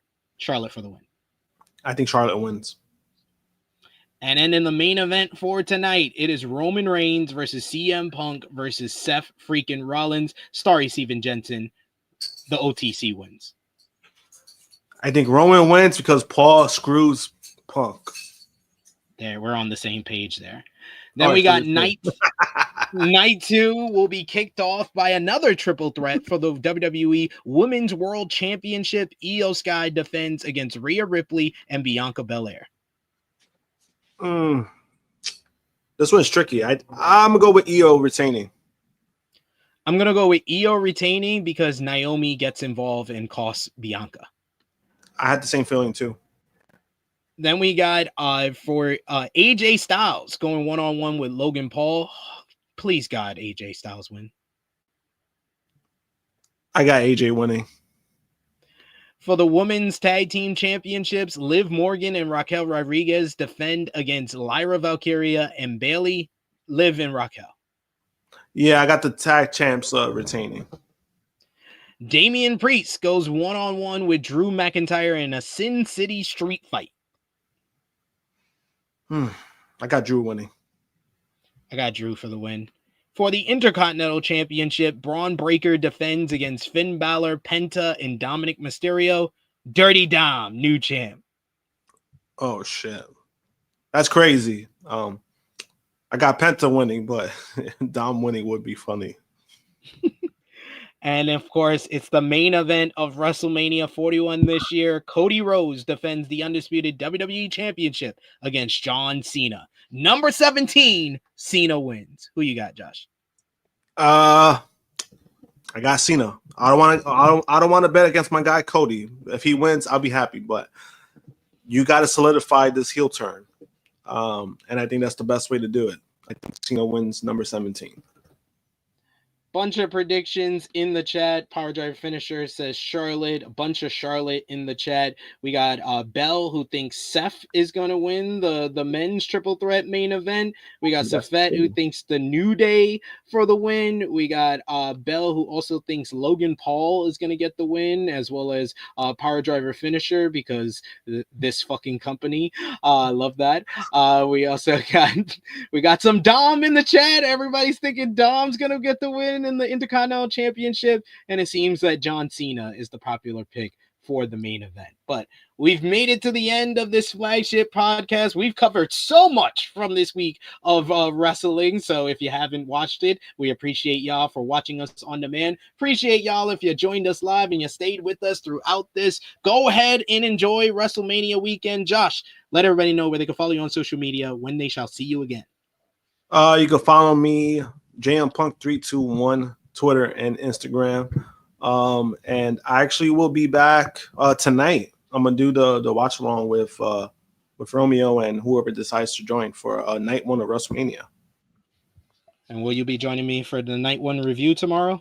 Yeah, that's the plan. There we go. So you'll join me for that. It'll be me and Josh for the night 1 review. Me and Nate Milton will be reviewing night 2 on Monday. So join us live at 12:05 p.m. Eastern time for that. I might be because I'll be available. Yeah, because I'm available because I got off. Yeah, because I got off Monday. So it depends on timing. I don't want to commit yet because there's some commitments that find out. So yeah. No worries. I had a backup plan just in case because it is Monday. But yes, join us for that. We got night 1, night 2 reviews. We got night 1, night 2 watch-alongs. We'll have a watch-along for Monday Night Raw, review of Raw after WrestleMania as well. Thank you so much to everybody for joining us today. Thank you to Dutch Mantell. Thank you to Stephen Jensen. And thank you all of you who provide the content in the chat. We appreciate you for joining the conversation. It is me, your Tru Heel Phenom SP3. Follow me on the Twitter machine. Follow the gang, Facebook, Twitter, Instagram at Tru Heel Heat, patreon.com/Tru Heel Heat. And we will see you tonight for our watch along for WrestleMania. This has been Tru Heel Heat 325, Petty Insecurity Mania. We are signing off until next time. Happy WrestleMania. Happy Easter. And smoke those blunts. Happy 420.